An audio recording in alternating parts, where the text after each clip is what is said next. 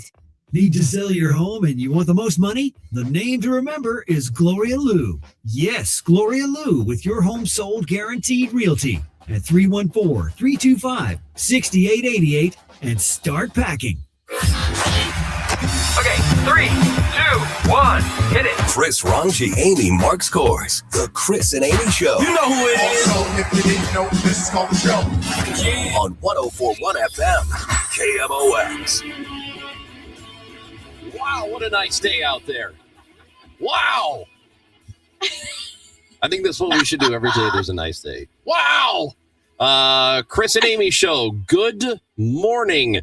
You've got 3 hours with us, almost, because, again, we have Cardinals baseball today. We'll have an 11:55 pregame show leading into the broadcast, spring training baseball, and you won't believe what today is, Amy. You won't believe it. March Madness Day? Well, yeah. We're going to get to that. But what do you think today is? It's not your birthday. No. It's not 314 Day. No. We already said March Madness. It is a week from the season opener. It is a week from the home opener. Cardinals baseball gets started 1 week from today. You better be excited about it. I'm you, so Amy. excited. I mean the royal you. I mean these people. 314-436-7900. You are coming in hot today. Join us by calling and texting. Raj, calm down. Bring it down a notch. Put your hands in your pocket and be nice to people. We also need you to use the Odyssey app. You can listen to the show on the app. You can text us, or rather leave us voice messages from the app. And you can go back and listen to the podcast when the show is over. If you would like to stream the show visually, you want to watch us, you can do that too on YouTube, Facebook, or Twitter. We are at Chris Amy KMOX. Time now for the top of the order. The top 3 stories everyone will be talking about. After a lot of chaos last weekend, a juvenile curfew has been set downtown for this upcoming weekend, Friday, Saturday, and Sunday. We are going to discuss that in a moment. And the Pentagon is looking for an additional $200 billion to support the war in Iran as energy prices increase at home. I saw gas prices across the nation up 95 cents per gallon on average. Major Garrett, CBS Chief Washington correspondent, joins us at 10:30. And Amy was right. The NCAA tournament, even though the first 4 has been happening, it really does get going today. And our Billikens will play. Going to have to wait a little bit. Tonight, they will play. It is an 8:45 tip-off with an 8:30 pregame show p.m., and we're going to have it right here on KMOX. Fighting Illini will also be playing tonight. They start about 20 minutes after the Billikens do. So if you're an Illini or Billikens fan, you have to stay up late. And Mizzou tomorrow, also a late game. That'll be after 9 o'clock. They play Miami here in St. Louis. So, yes, Amy, with everything that took place over the weekend, I was out of town for all of it, but I was hearing about everything that was happening in the city with the takeovers that took place and the shootings and the cars who are spinning out in intersections and, everything that happens with a takeover. Well, the city has decided to set a curfew. We heard earlier in the week that they were throwing around this idea. They were talking about it, and they have decided to do so. So the curfew will begin at 10 p.m. on Friday, Saturday, and Sunday, and it will run through 5 a.m. the following morning. So how much is this going to help? Don't know, but it certainly gives police another tool and another reason to stop with kids who are out and about, and they shouldn't be out and about late. So hopefully it does a little bit of something to curb this weekend. You would hope. And Chief Robert Tracy did say that parents will be held responsible. And if juveniles are out past 10 p.m., they will be apprehended and brought to the center, the reunification center, and the parents will, like we said, be held accountable. They also said that cars would be spiked and impounded if you're part of the street takeover. The thing is, it was chaotic last weekend. You had hundreds and hundreds of kids at multiple street takeovers. Maria Aquino reporting on this as well. One person had a flamethrower that they were just using, willy nilly is too nice of a phrase Was for it Bill Eigels' flamethrower. flamethrower? I don't Who think had it was. the flamethrower. Was it Yeah. Nick Schroer? Somebody had a flamethrower. I think it was Bill Eigel, but I don't think that was Was it? his flamethrower. Oh, okay. Yeah, I don't think he was out there. Although Okay. that would be interesting if it was Bill Eigel out there. Is that Bill Eigel? That Why has he got a flamethrower? Yeah. Oh my gosh. He joined the takeover. Yeah, no, it was not Bill Eigel, but there was a flamethrower. There were circles of fire, like literal rings of fire that the kids were jumping in and out of.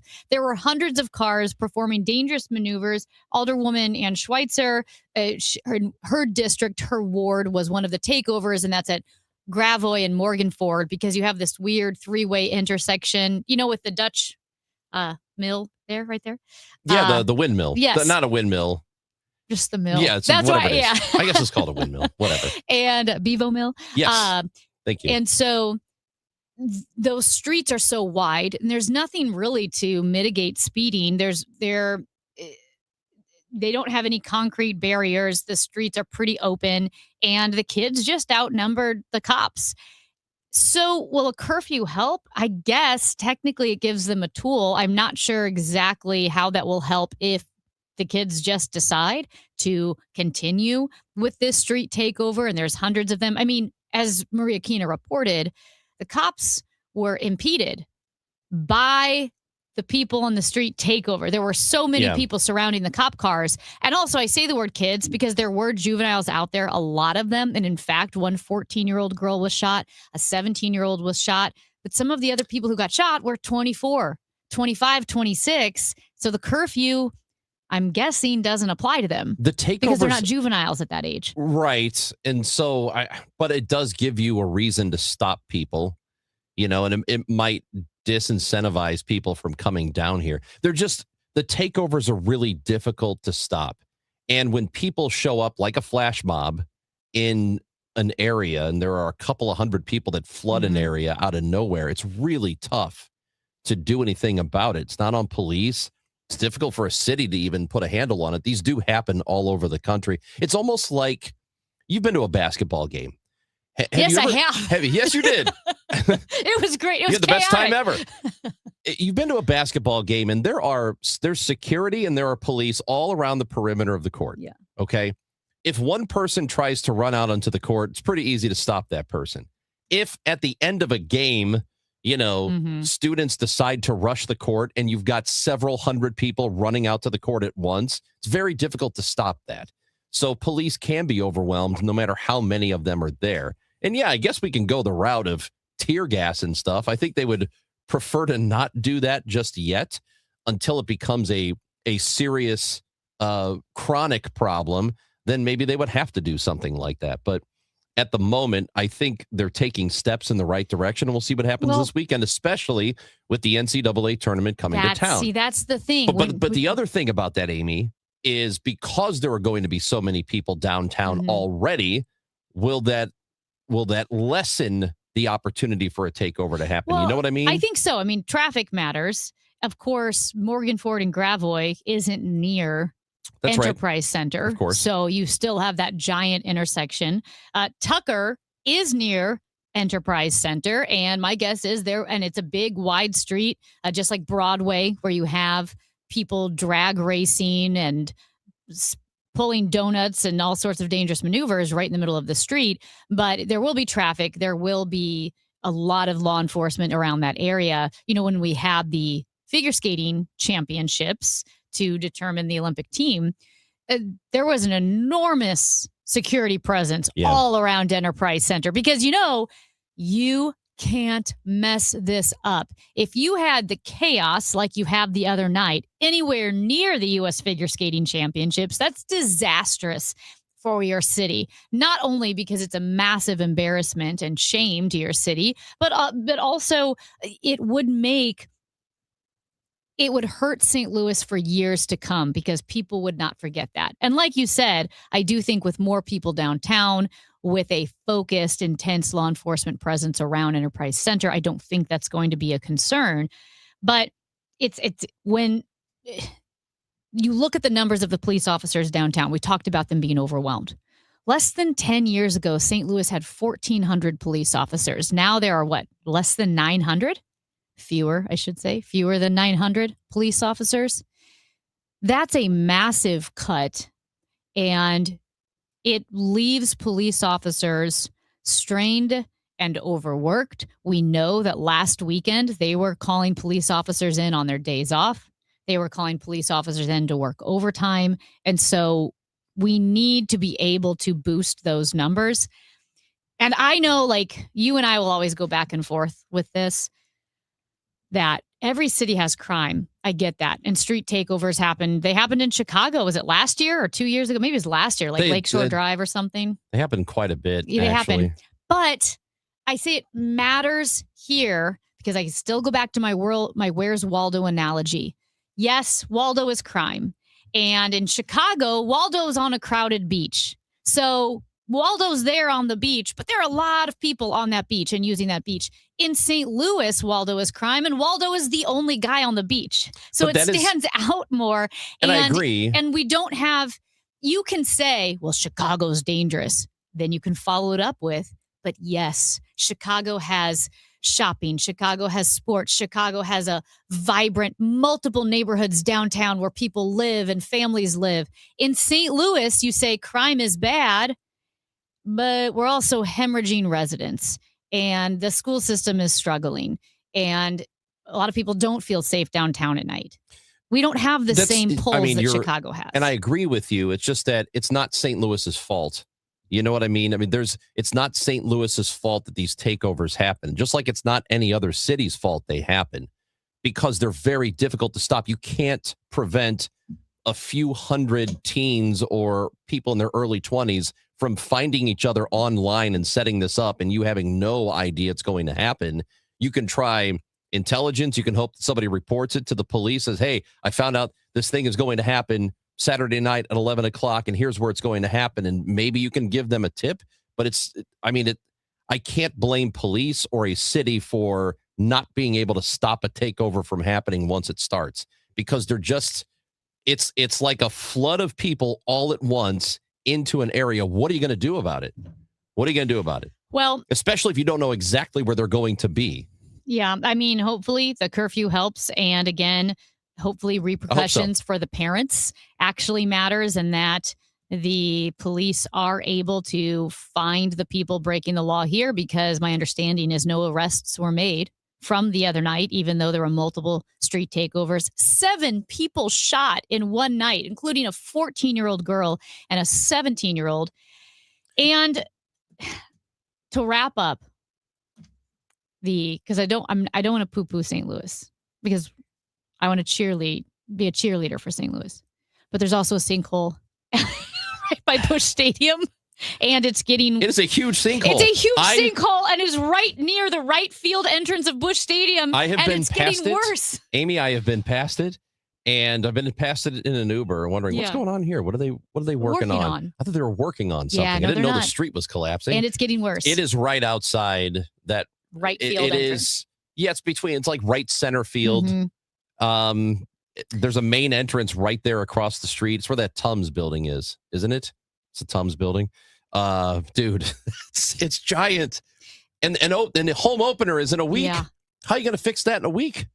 I don't know, because I don't know. I don't think that you can. And there's a difference, I know, between a sinkhole, like a true sinkhole, and then a hole that's created by the infrastructure failing. I'm not sure. Yeah. If only we could move the sinkholes to where the street takeovers are happening, because that would slow that Sure. down. You Well- throw a big old sinkhole at Gravois and Morganford, nobody's driving over that, And baby. I'm just happy right now and thankful that the sinkhole isn't underneath Busch Stadium, because that'd be a bad place for a sinkhole. Why would you even say that? Chris and Amy on KMOX. Our Barch Madness tournament is really picking up, and we got a problem already. Are you got a problem are you already. serious? The Yeah. committee? Yeah, no, it's not the committee's fault. It's the listeners' fault. I knew it. They have really let us down year after year. We'll tell you what they've done when we come back on KMOX. All right. Well, okay. A lot of times when you think of a facial, you might think, I don't really, it's a luxury, or it's something I feel intimidated. I don't know what services to get. That's kind of how I felt, even though I knew, well, wait a minute. Skincare, especially skincare on your face, is something basic that I want to take care of my face as I get older. I'm 42. It's something I'm focusing on. I have the answer for you. It has been the answer for me. theonlyfacial.com. The Only Facial. You may have seen them right by you. They have multiple locations: University City, De Pere, Clayton, Sunset Hills, Frontenac, Creve Coeur, the streets of St. Charles. And I went to the Creve Coeur location several weeks ago, and it's so easy. It's $125 flat. That's it. You don't have to worry about gratuity. They don't sell products, so you're not going to be pressured into buying products. And they go through this multi-step process each time that helps get rid of dead skin cells and promote new, healthy, younger skin. In fact, I got dermaplaning for the first time, microdermabrasion. They'll walk you through the whole process. It could not be easier. And it's something that we should all do, especially women. We should all do this to take care of our skin. It's super easy to make your appointment, theonlyfacial.com. You can feel the Clydesdales circling the field. Hear the stands come alive. Smell the hot dogs, the popcorn, and cold beer in the air. See the crowd rise as the first pitch hits the glove. And just like that, a new season begins. The countdown is on until opening day, and tickets start at just $49. Don't miss St. Louis's favorite holiday. Get your tickets at cardinals.com/opening day. Hot matchup, colder drinks, only at Busch Stadium when the Cardinals host the Tampa Bay Rays on Sunday, March 29th. Fans will take home a stainless steel Cardinals tumbler presented by Coca-Cola and Quick Trip, designed to lock in the cold and show off your Cardinals pride. It's the perfect companion for 9 innings and beyond. A practical addition to any Cardinals collection that'll keep you cool all game long. Tickets are available at cardinals.com/promotions. This is Nolan Gorman. Get your tickets now at cardinals.com.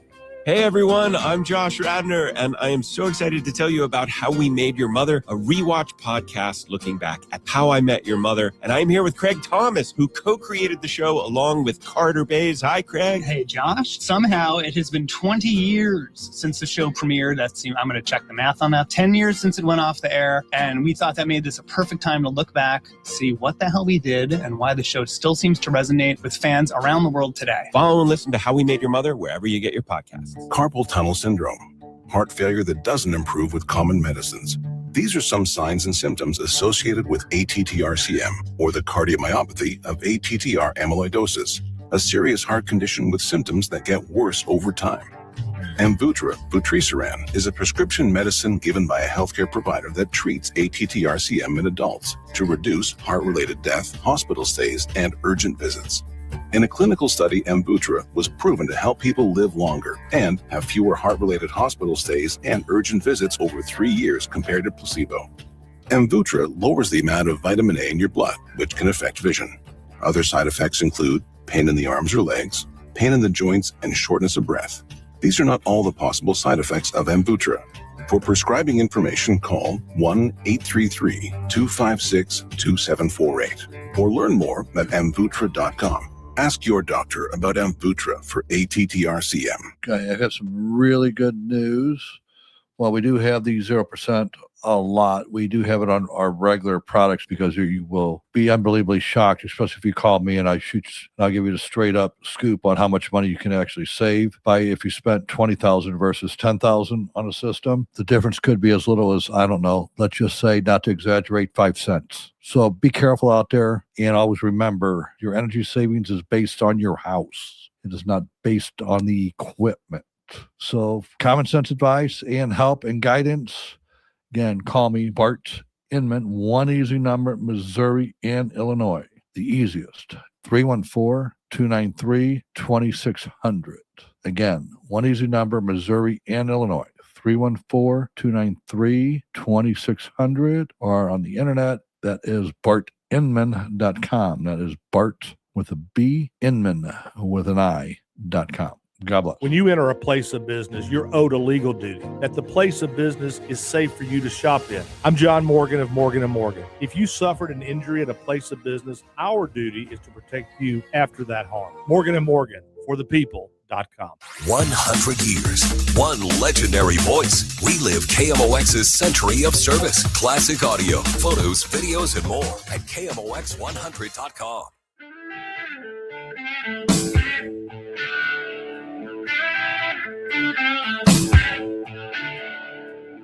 Oh boy, have we gone and done it. And by we, I mean you.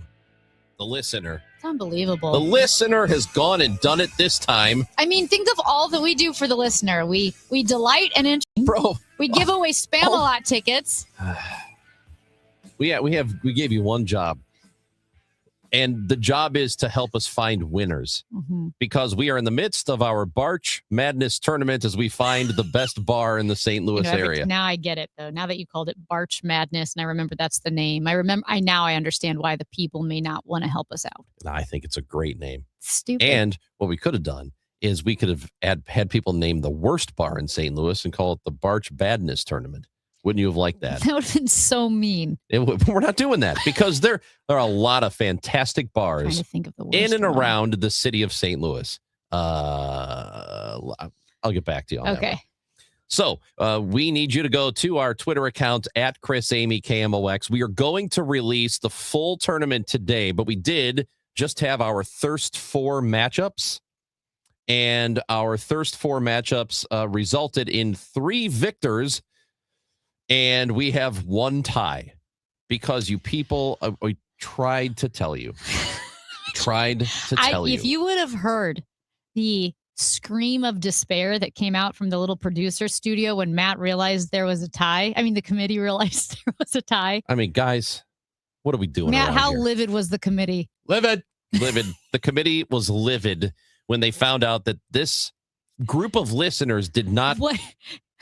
They couldn't get their crap together and come to a conclusion. Yeah. So all you had to do was not even have an even number of voters. Let me tell you what has happened, right? Just one more guy needed to vote, and this would have been fixed. Or the ladies are welcome too. Or the ladies can vote too. We can drive. We have our own credit cards. Yes, which is a mistake. We go to dinner by ourselves. You go to dinner by yourselves now.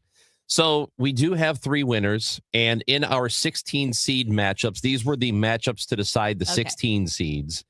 We have the Pump House in Wood River, which has defeated Hurricanes. Nicely done, with Pump House. almost 63% of the vote. So congratulations to the Pump House, which advances to the next round. The Post in Maplewood, by a lot, defeated the Post in Fenton. That is your Post in Fenton, right? That's my home post. Your home post got creamed. My home post is Maplewood, so I am biased, and I'm really glad Maplewood won. I already have an idea for next year. We're going to do the best Cracker Barrels in the St. Louis area. Your home barrel? My home barrel, Fenton. I'm going to rank number 1. Just everything in Fenton is your home. All right. So I just know what all of your home bases are. I used to work at your home Fleet Feet. Oh, yeah. I worked at Fleet Feet Fenton. The Post in Maplewood gets 82% of the vote. Wow, So, what's wrong with your post, Matthew? and in there, it's fine, I thought. And Trainwreck, you know Trainwreck Saloon? Yes, we do. Trainwreck Rock Hill advances to become the 16 seed. That's my They home defeated. wreck. That's your home wreck. Yeah. The Trainwreck Rock Hill defeated Trainwreck Westport with 56% of the vote. So that means Trainwreck Rock Hill will have to take on McGurk's in the first round. That's tough. It's a very tough. McGurk's is a first round or number 1 seed in this tournament. They are one of the 1 seeds. So the Pump House in Wood River is now taking on Fast Eddie's Bon Air in Alton. Ooh, that's also tough. a tough Yeah, matchup for them. The Post Maplewood will now face Amsterdam Tavern. Amsterdam, a 1 seed, and our final What 1 is seed. is this the tie? Yes, well, this is the tie. O.B. Clark's is One, going to okay. face the winner of Sasha's Wine Bar on DeMunn. Okay. And Hooters South County Wait, so Sasha's So- Wine Bar and Hooters South County are tie? in the middle of a tie. How did the listeners let this happen? What is wrong with you people? I don't know, but you have about a half hour or so to vote. You At gotta Chris vote. Amy KMOX, please go to our Twitter account. It is pinned right at the top. You have to vote which of these will be the 16 seed. Will it be Sasha's Wine Bar on DeMunn, or will it be Hooters South County? Do you think it's Which of interesting them will face O.B. Clark's? that they're kind of very different establishments and it was tied 50-50? It's kind of like our country now, isn't it? It really is. It's like that. Very different clientele. Yes. Mhm. Maybe not. Who among us hasn't been to both? I bet more people have been to the Hooters South County. Maybe. Of our listeners? Oh, what does that mean? What do you mean? What does it mean? We have classy people all over. There's nothing wrong with the Hooters. So I need you to vote. Do it quickly. At Chris Amy KMOX, you have just over a half hour to get that done. And FanDuel right now is offering an early win on your pre-live money line bets for college basketball when your team goes up 10 points. We know the tournament is really getting started today, so it's a great time to jump in. And that that money line bet, it stays a win no matter how the game ends. So it's an awesome thing to get into now. So if you didn't get that, let me tell you again, win or lose. If your team takes a lead of 10 or more points, then it's a win for you. And don't forget, with FanDuel, you get paid instantly when you win. All you have to do to sign up for this is go to FanDuel.com/Missouri and get started. FanDuel.com/Missouri. Bet the bracket with FanDuel now. Must be 21 or over and present in Missouri. Opt-in is required. Tokens are non-withdrawable. Restrictions apply, including token expiration, market requirements, and max wager amount. See terms at sportsbook.fanduel.com. Gambling problem? Call 1-800-GAMBLER.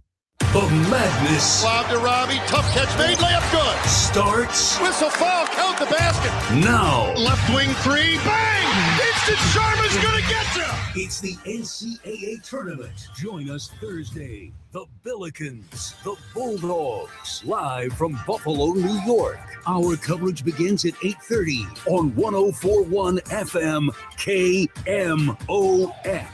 the voice of the Billikens. Now, KMOX weather from the Saliga Heating and Cooling Weather Desk.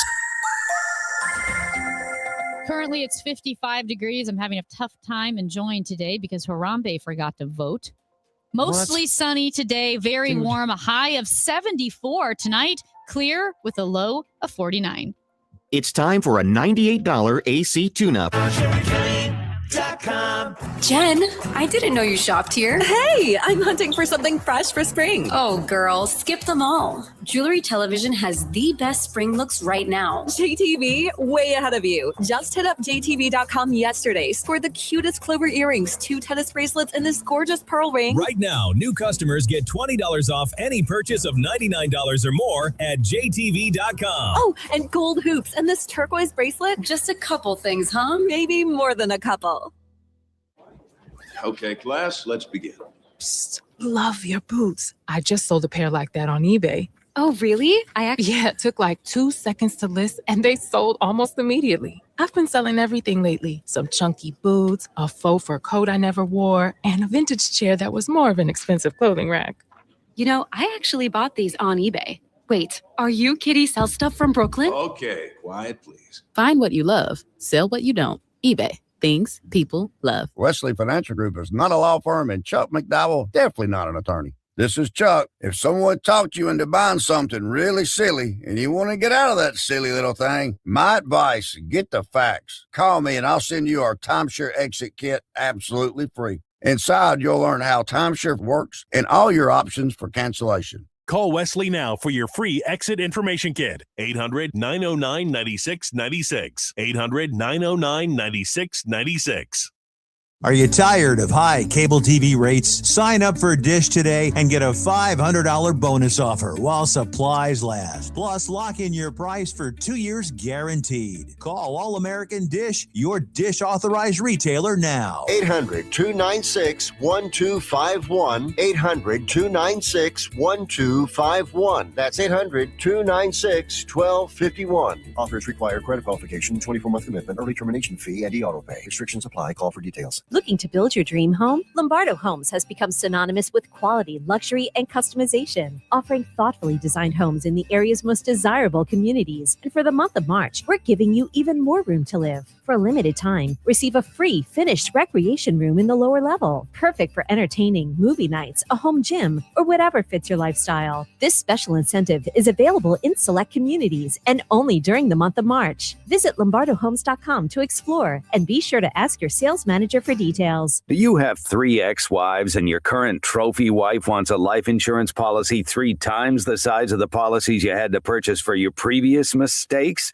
If so, you need to call Big Lou at Term Provider, 800-700-6898. Big Lou is intimately familiar with your problems, and if you're 50 or 60 years old and in reasonably good health, a $1 million policy should only cost about $100 to $200 per month. Big Lou may have a solution for your previous policies as well. You may even save enough money to lighten the load on your new $1 million policy. Remember, call Big Lou. He's like you, except he's only on number 2. Call Term Provider at 800-700-6898. That's 800-700-6898. For $1 million in term life insurance that you can live with. Call Big Lou at 800-700-6898. 800-700-6898. It's Cardinals preseason exhibition play today as they face the Nationals. Pregame 11:55, first pitch 12:05, and you can hear the game here on your voice of the St. Louis Cardinals, KMOX.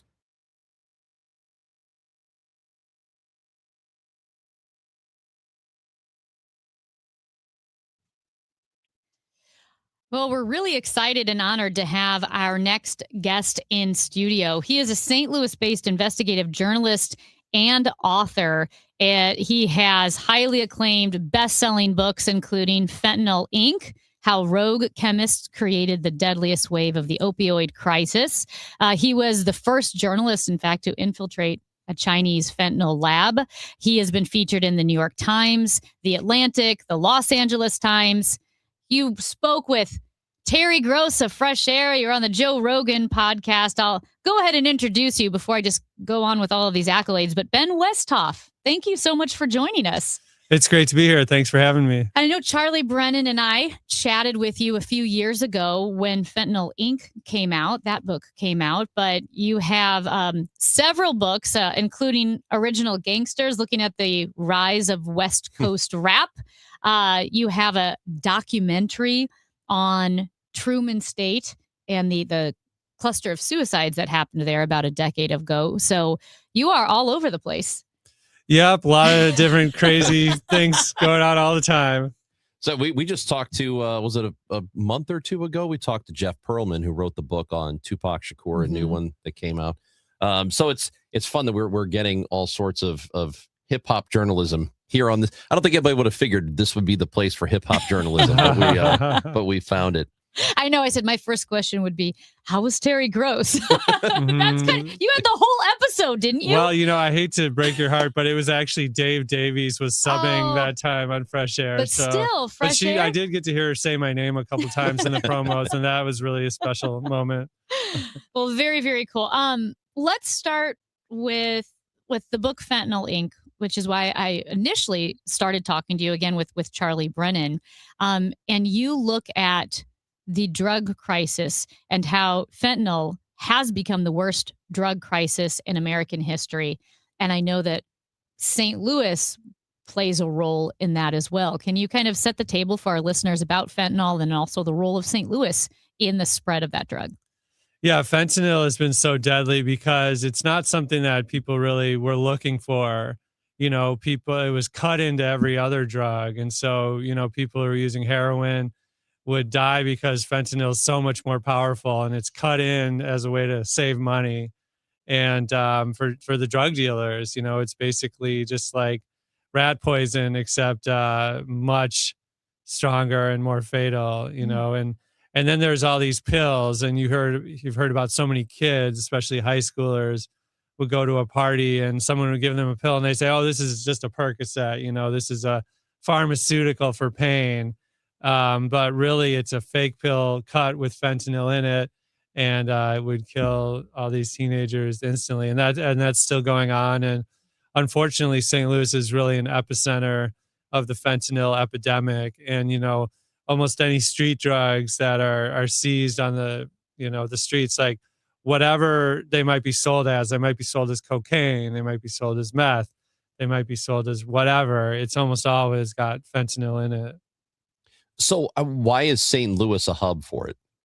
I think we're on all these drug trafficking routes, like fentanyl comes up from Mexico, out of Texas and Arizona and places like that. And, up to Chicago, the traffickers are taking it there. It's kind of like, it's a gateway to the West, for drugs too. So where is it? Because I have heard that it's coming mostly from actual ports of entry. Of course, it's illegal to bring it in, but it is not being brought across the border from, mules or whatever it is. How is most of the fentanyl getting in? Well, a lot of it does come, like you said, through traditional points of entry, like in cars and trucks. You might have a big truck that says it's full of tomatoes and avocados, but they've got a bunch of fentanyl stashed in there. A lot of it, I've heard about drones taking it across. There's underground tunnels. I've heard about people bringing it over even on surfboards, across on the other side of the ocean. I mean, it's just any possible way to bring it in. People are bringing it in. But it's being manufactured in China. Yeah, right?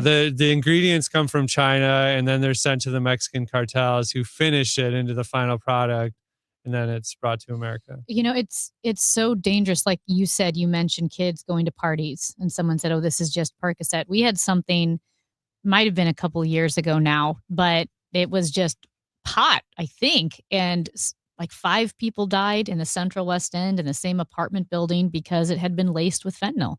Yeah, I mean, I've investigated that. It's less common because fentanyl burns at a different temperature than marijuana. And it's also, there's not this profit motive. It's not like a cutting agent. So I'm not as much worried about marijuana, but like I always tell kids, like any pill or any powder from the black market can and often does have fentanyl. Ben Westhoff is with us, a St. Louis-based investigative journalist here on KMOX. You've got, this is one of the bigger problems, or it had been in the country, and there was a lot being done to address it. There are some people who say there wasn't enough being done. What has been the progress over the last couple of years on this, and when did it really start? When did we as a country really figure out, as a government, figure out that something needed to be done and then actually take steps toward it? The good news is that fentanyl deaths have dropped by a lot in the last couple of years, tens of thousands fewer deaths every year, and that's great. But the problem is that it's still historically high. Back when I was a kid in the 80s, there were like 2,000 people a year died from drugs. Now it's like only 70,000. You know what I mean? So it's still at historic, terrible level. I think what's been really useful is actually negotiating with China. And, both Biden and Trump, I give them both credit for really putting a lot on the table and just kind of demanding that China cut back the export of these precursor chemicals, because that's really fueling the whole thing. And these chemicals that are sent to Mexico. And China actually has sort of responded. And a paper came out recently that sort of directly related China's actions with the drop in fentanyl deaths. Is the stuff that's coming from China to Mexico, is that being done legally within China? That was the problem. And see, when I went to China, I went to these labs and people were like, how could you go to a fentanyl lab? Aren't you worried about someone, murdering you? And I was, but the thing was, it was legal, it was all legal in China. And that was the problem. And thankfully, a lot of that has been ironed out now. What is a fentanyl lab like? Because we also hear how dangerous it is. So I imagine even the lab itself has to be pretty locked down. Well, I was shocked. People weren't wearing masks. These chemists, it wasn't like the Mexican cartels. I was expecting guys with AK-47s at the door, but they were like nerdy chemistry students, chemistry lab owners. And but they weren't wearing masks. It was the equipment was professional, but it was certainly not the safest place in the world. Is it okay? So what is the just from a standpoint of use? Is it the kind of thing where I've heard conflicting things on this, where you've seen police officers say, "Well, I've touched fentanyl," and then they go into some sort of shock or whatever, and they need medical attention. I've also seen people say, "Well, you can't just overdose by touching it." What's the reality it's kind there? of an urban myth, and that you can touch fentanyl and it will overdose. You can't. The skin on your fingers is very thick, and if it gets in the air, and you breathe it in, then you could maybe have a bad reaction. But that is, they actually did a big study on this, and it was more of a psychological reaction with all these police who, the DEA issued this warning, like, if you even touch fentanyl, you can overdose. And people believed it. It was wrong information. It's not true. But the brain is funny that way, and you can really convince yourself that you're having this reaction, even if there's no sort of physical basis for it. I feel like this is a dumb question, but so the fentanyl labs are legal in China. Are they exporting all of the fentanyl they're making, or are they using it for valid purposes there too? Well, some is for valid medical fentanyl, but not the vast majority. And they have special credentials. The fentanyl that they use in hospitals here in the United States, it's the same chemical, the same drug, but it's not made in China. It's made in the US and Europe. And it's the most important thing is that it's measured properly, and we have anesthesiologists working in hospitals, and that's their whole job to measure these drugs, because it's just the tiniest amount of fentanyl can kill you. Whereas on the street, it's these drug dealers mixing this stuff up, and they have no idea what they're doing. And that's why overdoses are so common. What do you think is still left to be done on this front? Well, it's great that China is cracking down. The problem is a lot of this industry is migrating to India. And so India also has this huge chemical industry and is making this stuff and selling to the Mexican cartels. And our relationship with India is not even as strong as it is with China. China will at least listen to us and kind of negotiate, come to the table. But India, it's kind of the Wild West, and they don't have that. China is the authoritarian state, so they can, if the top leader says do this, everyone has to do it. Whereas India is really fractured, and so they don't have that kind of centralized control of these chemicals.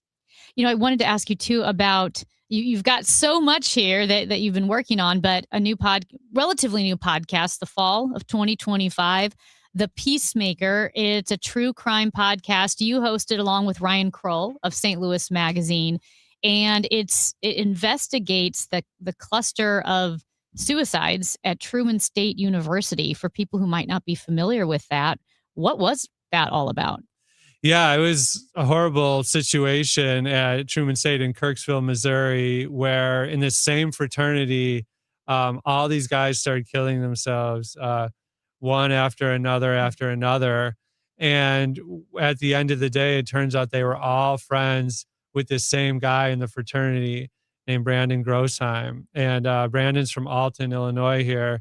And he never killed himself. But according to the parents of some of the victims, he encouraged their sons to take their own lives. And, some people have called him like the suicide whisperer. Is he facing any prosecution? He was never criminally charged. He's faced civil suits and just recently settled with some of the parents. But that's what makes him so controversial, is that half the people say he got a bad rap. They said he was genuinely trying to help these guys. He was their friend. He was just kind of misguided. Whereas other people say, no, he really has blood on his hands, and the police really should be charging him criminally. That's an unbelievable story. That's called The Peacemaker, the podcast on the Truman State Suicide Cluster. Ben Westhoff is the author of Fentanyl Inc., How Rogue Chemists Are Creating the Deadliest Wave of the Opioid Epidemic. We appreciate you coming in. It's really great to have you in studio. Let's do this again soon, okay? Oh, yeah, absolutely. Great to talk to you both. Ben Westhoff with us. It's the Chris and Amy Show on KMOX. Join us for the Rally with Us MLB Opening Day events on March 25th, 9 to 1 p.m. at the Rally House Brentwood Point location. There'll be a live broadcast, giveaways, and the first 100 customers through the doors receive a Valley House Opening Day scratcher ticket. And don't forget to pick up your opening day gear while you stop in. Rally House is your home for outrageously authentic Cardinals gear, on-field hats, jerseys, and apparel straight from the source. For more info, KMOX.com/events. Glover here for my friends at Cantor Injury Law. Cantor is local, and we're here doing the work every day. We're right here in St. Louis, and we're ready to fight for you. CantorInjuryLaw.com or call 314-628-9999. The choice of a lawyer is an important decision and should not be solely based on advertisements. Pump up the volume. Business moves fast. Orders roll in, deadlines close in. When you ship with USPS Ground Advantage, you can keep up with confidence. Every package stays in our secure network from dock to door. And with nationwide reach, dependable tracking, and upfront affordable pricing, you get built-in peace of mind. You run the business. We run the routes. Visit USPS.com/Ground Advantage to learn more. If you're getting close to retirement, or maybe you're just thinking about retirement more in general, you're probably thinking about, when can you retire? Will you have enough money to live on? You know, we all have retirement questions that, let's be honest, they're overwhelming and just can stress us out. But Steve Aul can help answer those questions so that you'll feel more confident about this next phase of your life. Check out his show, The Aul Financial Hour, Saturday mornings at 10 and Sunday evenings at 6 here on KMOX. Rhino Shield is far superior to even the best traditional exterior house paint. Rhino Shield is 8 to 10 times thicker than paint and comes with a 25-year transferable warranty. Rhino Shield is the only ceramic coating company that has been chosen by Disney, This Old House, and 3 times on HGTV's Curb Appeal, where every episode is concentrated on unpainted brick, bonds and seals to stucco, wood, hardy, block, color lock, masonite, and more. No better product for those steel aluminum-sided homes that have become, chalky and tired looking. We coat sloped and flat roofs to extend their lives too. After 15 years, we've got a great reputation and a superior product. As long as it's affordable, why wouldn't you do it? Before you make the costly mistake of painting with traditional paint, you'd be best served to call Rhino Shield today. We are the experts and our evaluations are free. 877-25-RHINO or 877-25rhino.com. Tell them, ladies. No pain, don't Rhino. Go Rhino Shield. Never paint your house again. Rhino Shield. The Chris and Amy Show is video streaming now on KMOX's YouTube, X, and Facebook pages. Click and subscribe. Now, did you see this? With Chris and Amy. All right, I saw this, and I immediately thought of you. Me? Yes, because one, when we That's so nice of inevitably you. get fired and our show gets canceled, your dream is to become a park ranger. But you, Yeah. yes, Yeah, I yeah, want to yeah, be yeah. at Yosemite or something, but you want to be a park ranger here.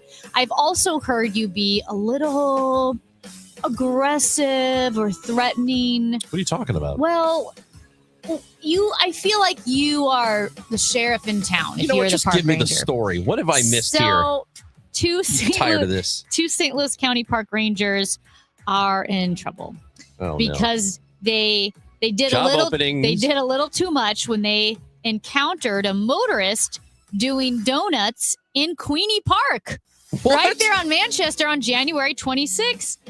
And this is from St. Louis Magazine, a chase ensued through the mean streets of town and country. So the driver got away, and the two rangers who were on a high-speed chase with him, who are not law enforcement, are now subject to an ongoing investigation.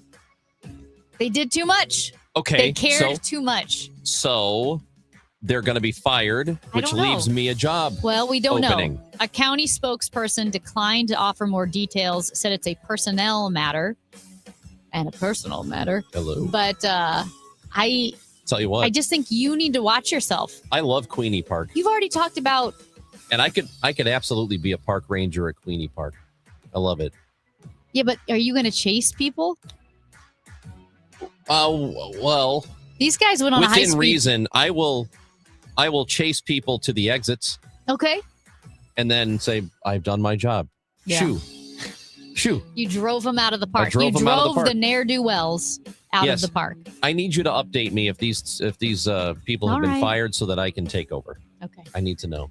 Hey, did you see that the University of Maryland is really on the forefront of scientific research? They are gathering, this is according to CBS News, University of Maryland is gathering first of its kind data through a device you put on your underwear. Okay. Smart underwear is able to track whenever a person farts. Why would you want this? What do you mean? Why would you want Think about this? why you would want this. You don't know when you not fart? it's not to brag to your friends. But if it's just for you, I mean, I guess in the middle of the night you might know, but you don't think you know throughout the course of a day that it's happening? Well, so while it may sound silly, the story says, this information could be a big benefit to our health, according to the leading scientist behind the effort. Dr. Brantley Hall's lab has all of these machines and all of these devices, and I've seen the device. It looks like the size of maybe like a silver dollar, and it's on the on the back of the underwear. How we're It's- at in the back? The top? Where the part like where the part would be. Wait, but you would sit on that. Yeah. Okay. Well, whatever. So his lab studies gut microbial metabolism and the process that causes people to produce flatus. Is it which flatus most or of us- flatus? Is it flatus? I don't know, Oh, it's flatulence. but maybe Well, you the say flatulence flatus. is what comes out. Yeah. I guess, which most people know is farting.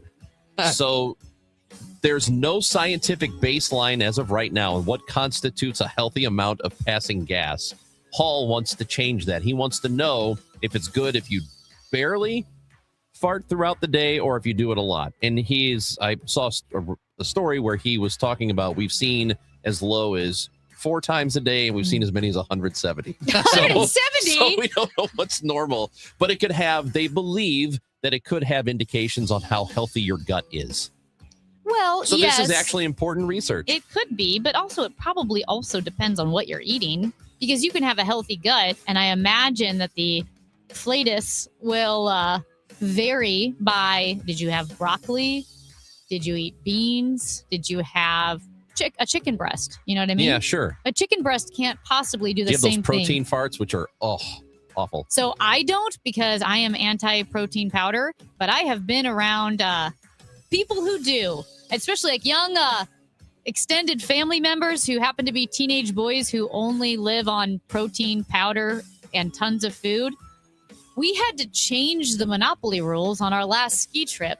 You owed $500 every time something happened. Mm. And at one point, our entire family had to lock ourselves in a bedroom because he had stunk up the public areas. That's just awful. That you should be expelled from the party.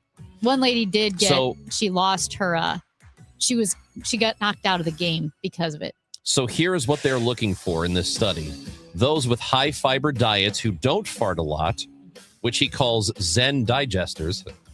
Those who do fart a lot, which he calls hydrogen hyperproducers. Okay. And anyone else in between. The study, this is the best part of the study. It is being called the Human Flatus Atlas.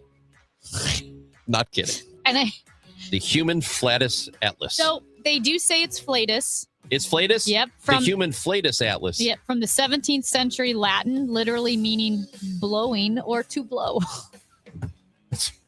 That's for 3 hours between 9 and noon.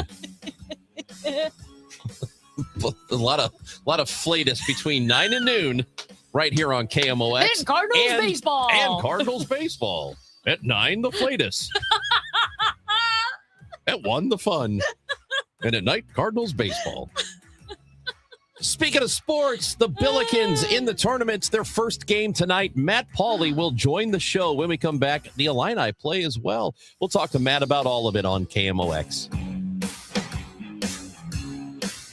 Hey guys, Glover here with my friend Stewie from Stewart's American Mortgage Corporation. Stewie, I think this is going to be a strange season for real estate. Just kind of feel it in my gut. What can people do apropos of their mortgage to put themselves in a better position to get that house? You know what, Dave, that's a great question. There's a bidding wars that are going to happen this spring. You want to get the house. This is how you're going to make things better. Number one, we give you the power of the pre-approval letter. That means you can go into our portal and generate the letter and edit it for any amount you want up to the amount you're approved without without chasing the loan officer. Number 2, the bagel loan. No closing costs, no title fees, no lender fees, no appraisal fees. It's a bagel. Bagel looks like a zero, easy to remember. Add that money you would normally pay onto your bid and beat the other offers out. And you know what? The third thing is we can close fast. 10 days. They're going to look away at the other offers because most lenders take as much as 30 days to get done. You can call or text Stewie at his personal cell phone, 314-324-4440, or you can Google the bagel loan in MLS 226715. No! It's just a golf lesson, champ. Loosen up. I can't. See that Hyundai Santa Fe? Yeah. I only paid. Finish up on your own. I gotta run. Deal's so right, it almost feels wrong. The Hyundai Getaway Sales Event. Get 0% APR for 60 months, plus 0 payments for 90 days on the Hyundai Tucson, Tucson Hybrid, Santa Fe, or Santa Fe Hybrid. Now, during the Hyundai Getaway Sales Event. Hurry, offer ends March 31st. Call 562-314-4603 for details. There's a difference between liking a house and actually getting it. Redfin is built to make up that difference and close the gap between finding and owning the home for you. Redfin agents close twice as many deals as other agents. So when you find a home you love, you're not a step behind when it's time to make an offer. That means less watching great homes disappear and more focus on the ones you'll actually move into and call home. Redfin helps turn saved listings into real addresses. Get started at redfin.com. Own the dream. For 100 years, KMOX has been a part of St. Louis. Now, those moments live on, preserved, remastered, and ready to be heard again. Discover KMOX from the Archives, a podcast featuring classic audio from a century of service. Sponsored by Overhead Door Company of St. Louis, the genuine, the original. The KMOX from the Archives podcast, available now at KMOX100.com or wherever you get your podcasts. Siteman Cancer Center Spotlight, Dr. Jean Wang, a WashU Medicine gastroenterologist at Siteman Cancer Center. Once you're 45 and over, even if you're not having symptoms or even if you don't have a family history, we recommend everyone get screened for colorectal cancer because everyone is at risk. Everyone is at risk, even if you're not having symptoms. This is Colorectal Cancer Awareness Month, and for more information, you can visit siteman.wustl.edu. Celebrating 100 years of informing and entertaining. KMOX AM St. Louis, KMOX FM Hazelwood, the voice of St. Louis.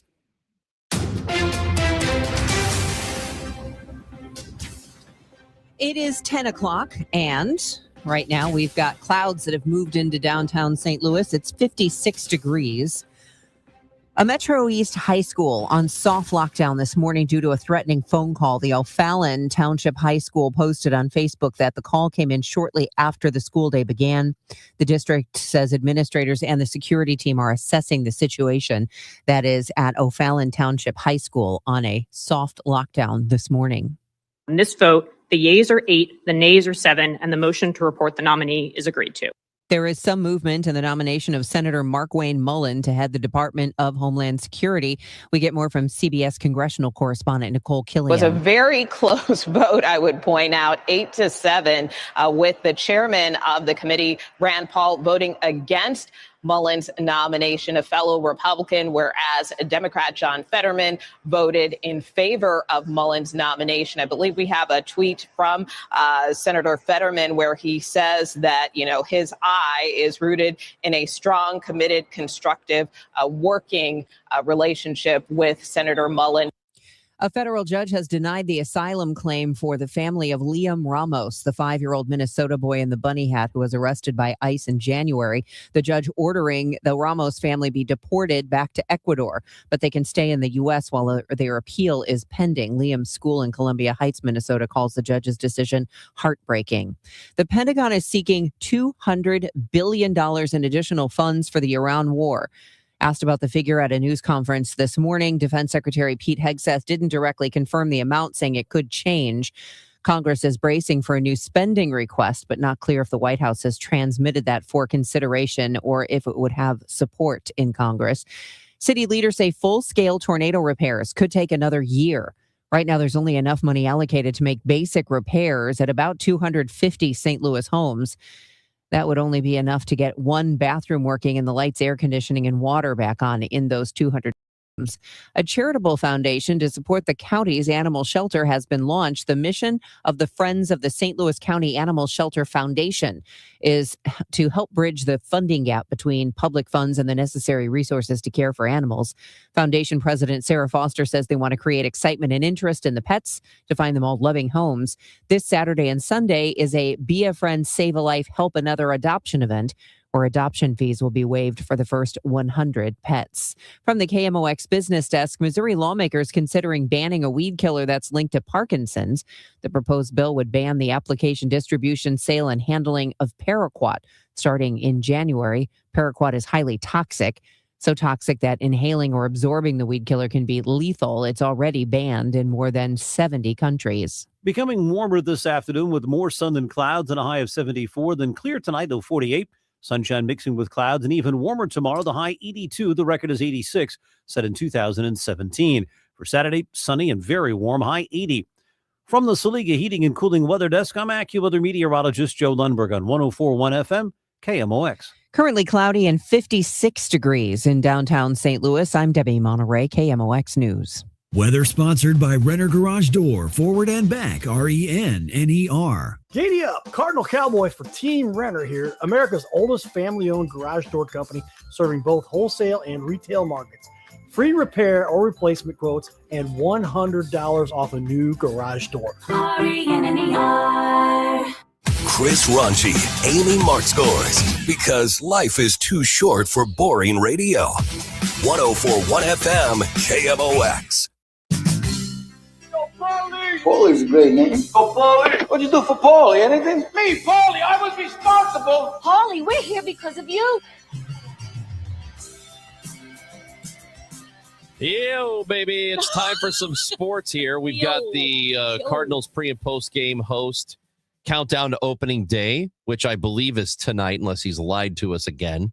And Rush Hour Sports at 5 o'clock. Matt Pauley joins the show. There is Cardinals baseball today. 11:55 is the pregame, 12:05 first pitch. Cardinals in Grapefruit League play. But first things first, Matt Pauley, hello.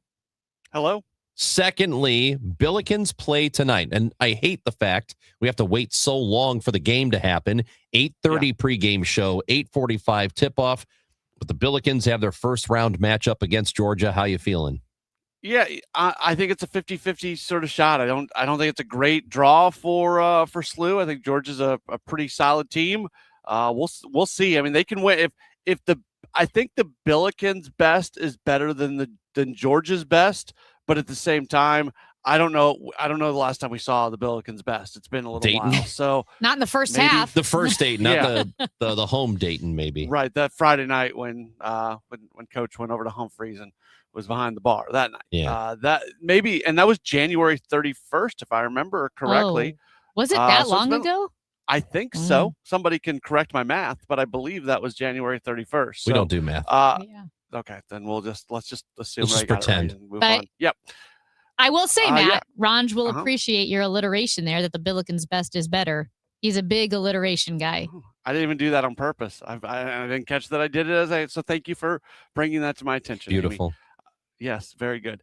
So yeah, how are you guys feeling? Like I'm 50-50 too. I'm doing the thing where I'm filling out one bracket. I like to just do one bracket. We are in. We don't like to brag, but we are in Major Garrett's bracket. I do like to brag. The friends and family bracket. He's my friend. That's the only one I'm doing this year. That's it. That is the only one. And I one. picked them to win. Yes, that's the only one I'm doing, except somehow I messed up where I thought I entered the CBS bracket and not majors. So I filled out another one for major, but then they were both under the major umbrella. So I think I might have messed up. So in one bracket, I picked Mizzou and SLU to win. And in the other bracket, I picked them not to win. Okay. So you're hedging. We used to have a bracket at KMOX or at Odyssey, didn't we used to do that? Yeah, I feel like Alex Rich was responsible for putting that together, and I didn't get any emails from him. I got nothing. I am not in a bracket thing. I'm not tight with Major Garrett, so Yeah, I sorry, don't get pal. that invitation. So I will say this. But I picked here's the point. Yeah. We picked the Billikens to win. Oh, At yeah. least I picked the Billikens to win this one. So did I. Against Georgia, and then lose to Michigan in the second round. Michigan is very good. maybe the best team in the country. All right, so I'm going to say the first game today starts at 11:15, so we have 1 hour. If any listener wants me in their bracket challenge, tweet it at me, and maybe I'll get it done before the next hour. At Matt Pauley on air. Yeah, there you go. We'll see if I've got to do some other things before now at 11:15, so this might be a completely empty promise. There's nothing but more there important for we you go. to do. What are you talking about? We got the countdown show tonight. I got a couple of things I still have to record on that. 1 week. I've got a whole schedule of things Have to you- do after I get done with you guys. So, Matt Pauley, have you voted in our Barch Madness tournament? Well, it's not live I've yet. seen it. Did you do the Thirst 4? I did not. Oh, come on, Matt. Well, we do have real quick an announcement to make. Okay. Because we had a runoff this morning. We had a tie for our 16 seeds. These were two teams playing for the 16 seed to face OB Clarks in the first round. And I must report, I'm a little surprised. I kind of thought this would go the other way. But Sasha's Wine Bar on DeMun has defeated Hooters South County. Wow. So it will be Sasha's versus OB Clarks in the first round.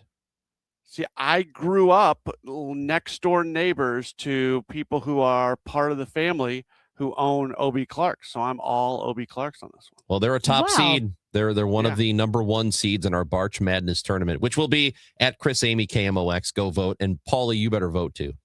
Okay. Can I name drop who my next door neighbor was when I grew up? I don't care. Yeah. It was Blake Ahern, the basketball player. His family. Oh, yeah, I remember that Yeah. name. Yeah.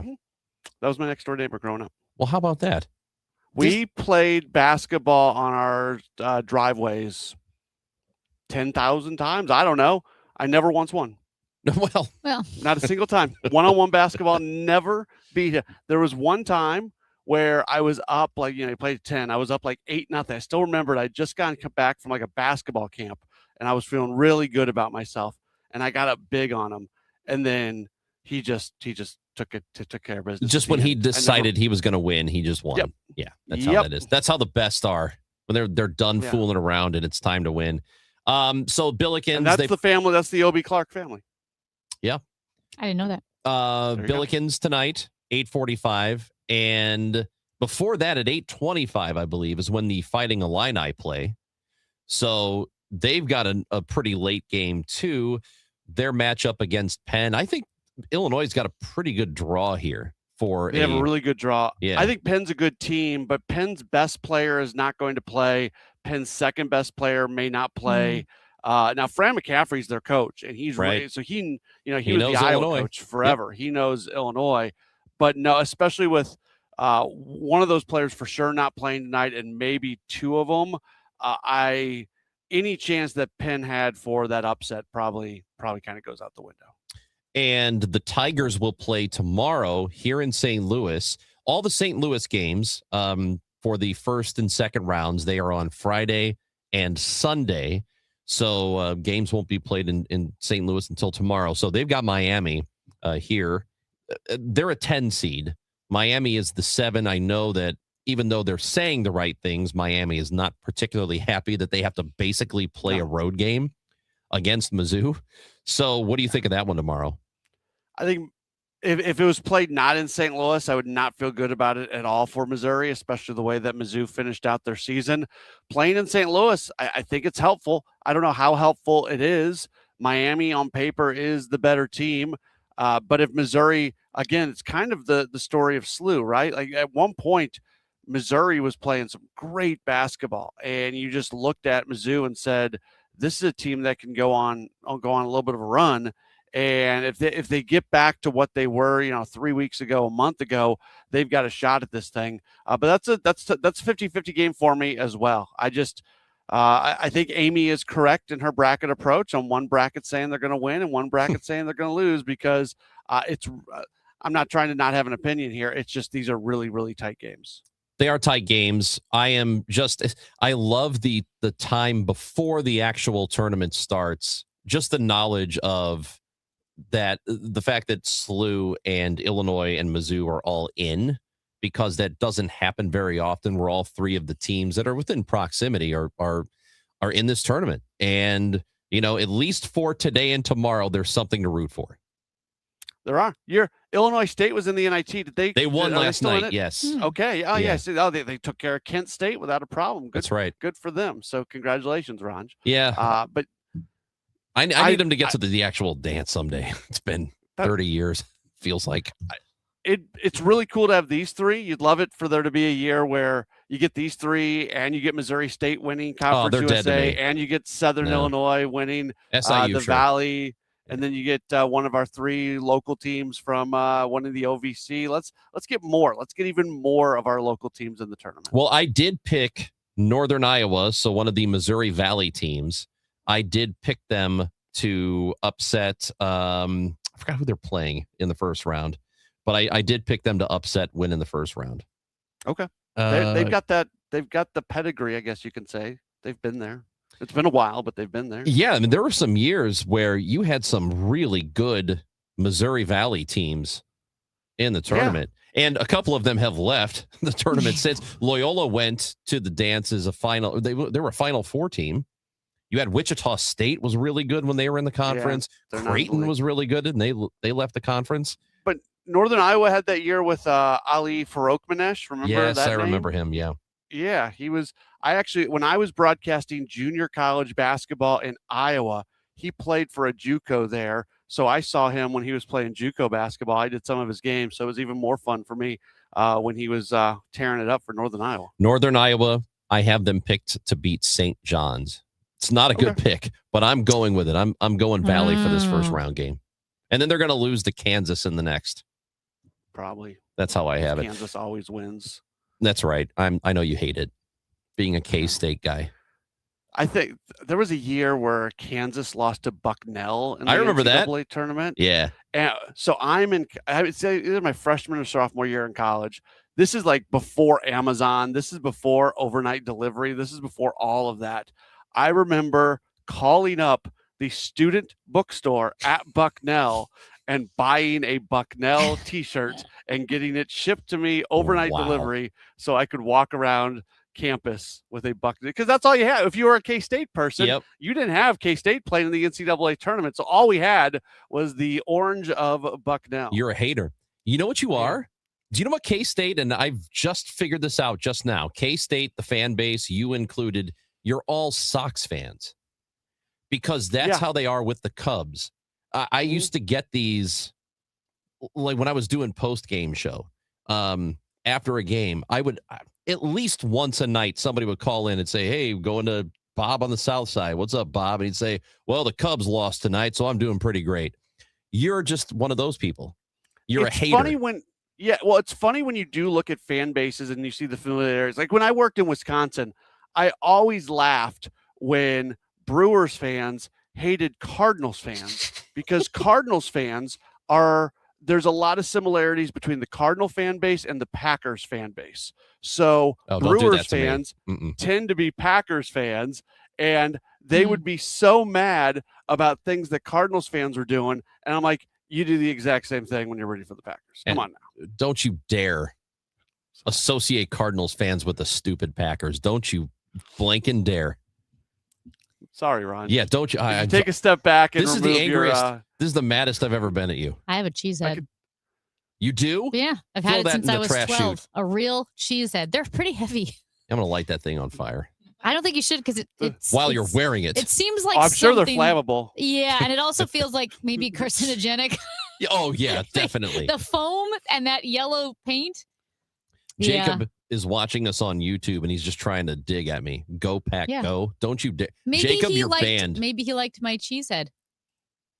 He's banned. And I will say this: we did just spoke with Mona Vespa of Go St. Louis, and Matt. I don't know if I told you, but there years ago, because obviously the Rams were still in town, but the Rams were playing the Packers at the Dome on the same day as the Go St. Louis Marathon.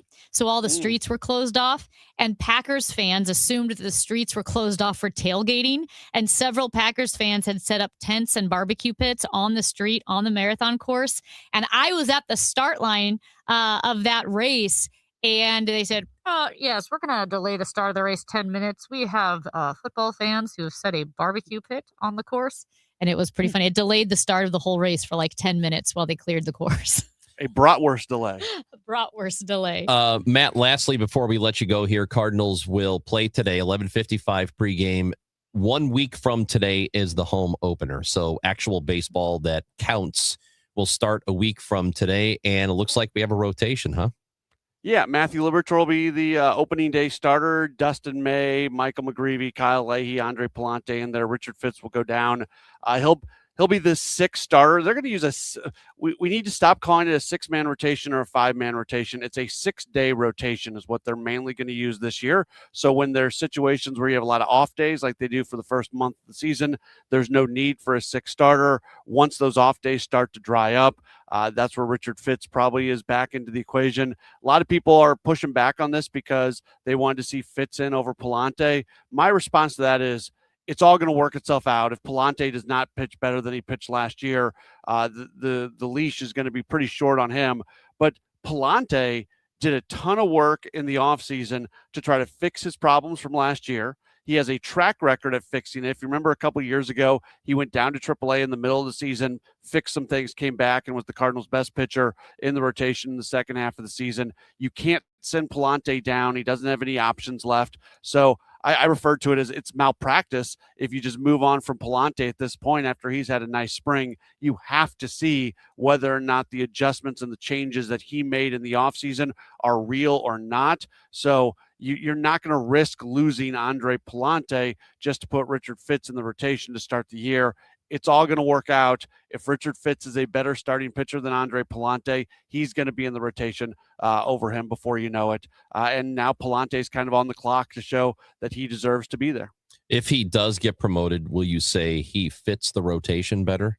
There's so many. Okay, There's so many puns that we can do on that.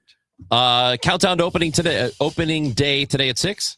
Yeah, last one. All right. Let's go. 6 to 8? The season finale. Hopefully we're renewed for a season number. I don't know how long we've been doing this for a while. Yeah. And then we'll have Billikens basketball at some point after that. 8:30 for the pregame show. See you, Matt. Yes. All right. Bye. Yo, Paulie, your sister's with me. I'll call you back later. See ya. So there's no Gas House Gang today, but don't forget Oliver Marmol returns for Ollie Tuesdays. Again, we'll be with us every Tuesday on the Gas House Gang from 12 until 12:30 here on 104.1 FM KMOX. If snow and cold has you thinking spring, why don't you do something constructive and call Chesterfield Fence and Deck? Let this be the year that you have that beautiful outdoor space that you've always wanted. Whether you're talking about a new deck, a patio, a pergola, they do all of it. And of course, fences as well, sunrooms, screen rooms. You can visit their beautiful showroom in the Chesterfield Valley. Chesterfield Fence and Deck is the sign you have the very best since 1968. All of their products are guaranteed by a 5-year labor warranty, comprehensive material warranties provided. They have an A+ rating with the Better Business Bureau. Now, if you're looking for the rock bottom cheapest price, Chesterfield Fence and Deck is not it. What they are is the company that guarantees their work and has been doing great work for 57 years. Quality work that will last for a long, long time. So you can enjoy your outdoor space for years to come. If you mention me, Debbie Monterey, they'll offer you 48 months interest-free financing. ChesterfieldFence.com.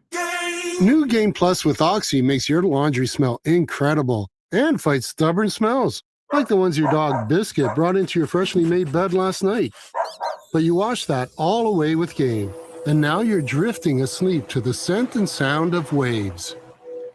Ah, nope, that's the dog licking your ear. Biscuit. It just might be our greatest scent ever, now with odor fighting power. New Game Plus with Oxy.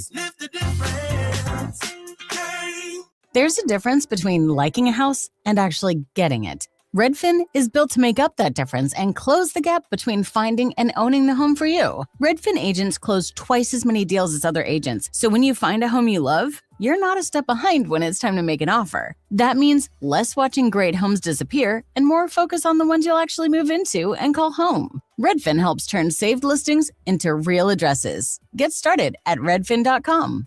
Own the dream. Okay, I have to tell you, I was just looking on eBay where I go for all kinds of things I love, and there it was. That hologram trading card.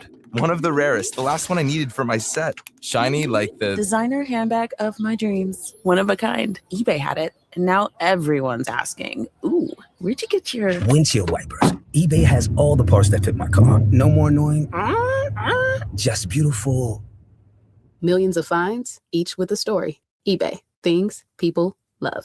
Jen, I didn't know you shopped here. Hey, I'm hunting for something fresh for spring. Oh, girl, skip them all. Jewelry Television has the best spring looks right now. JTV, way ahead of you. Just hit up JTV.com yesterday for the cutest clover earrings, 2 tennis bracelets, and this gorgeous pearl ring. Right now, new customers get $20 off any purchase of $99 or more at JTV.com. Oh, and gold hoops and this turquoise bracelet. Just a couple things, huh? Maybe more than a couple. I'm Ultima Morgan. Every year, almost 30,000 babies in America are born with birth injuries. It's every parent's worst nightmare. If your child suffered a birth injury, please call our firm to find out if we can help. Visit forthepeople.com for an office near you. Looking to build your dream home? Lombardo Homes has become synonymous with quality, luxury, and customization, offering thoughtfully designed homes in the area's most desirable communities. And for the month of March, we're giving you even more room to live. For a limited time, receive a free finished recreation room in the lower level, perfect for entertaining, movie nights, a home gym, or whatever fits your lifestyle. This special incentive is available in select communities and only during the month of March. Visit LombardoHomes.com to explore and be sure to ask your sales manager for details. Proudly serving St. Louis for over 100 years.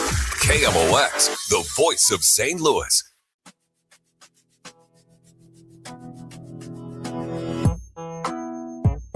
We always love hearing from you at 314-436-7900. And you have texted in. I mentioned this earlier because we had a runoff vote between Sasha's Wine Bar on DeMun. Yes. And Hooters South County. Yes. And Harambe texted in, Harambe here, sorry, I forgot to vote. Harambe, dude. If you can't count on Harambe, who can you count on? You can't. Can't count on anybody. And So you then can- Harambe said, sorry, I'm a libertarian. I'm used to it not mattering. All right. Nothing matters to these libertarian people. Nothing matters. Well, and also, we have someone who texted in rather panicked because they said they were on the treadmill and they didn't have their glasses on and they messed up and they accidentally voted for Hooters and they meant to vote for Sasha's and they asked if we could Wait, change other way their around? vote. They wanted to vote for Sasha's. Yeah. Well, Sasha's won anyway, so don't worry. Your vote didn't count. Sasha's Wine Bar does advance. They take on O.B. Clark's in the first round of our tournament. So we have 2 regions that are live right now.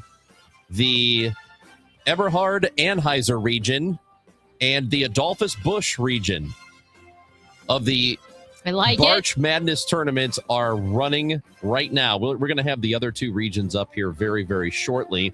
But you can vote on McGurk's taking on Trainwreck, Rock Hill, Krieger's versus Nick's Pub, Uptown takes on The Pitch, Seamus McDaniels versus Par Lounge.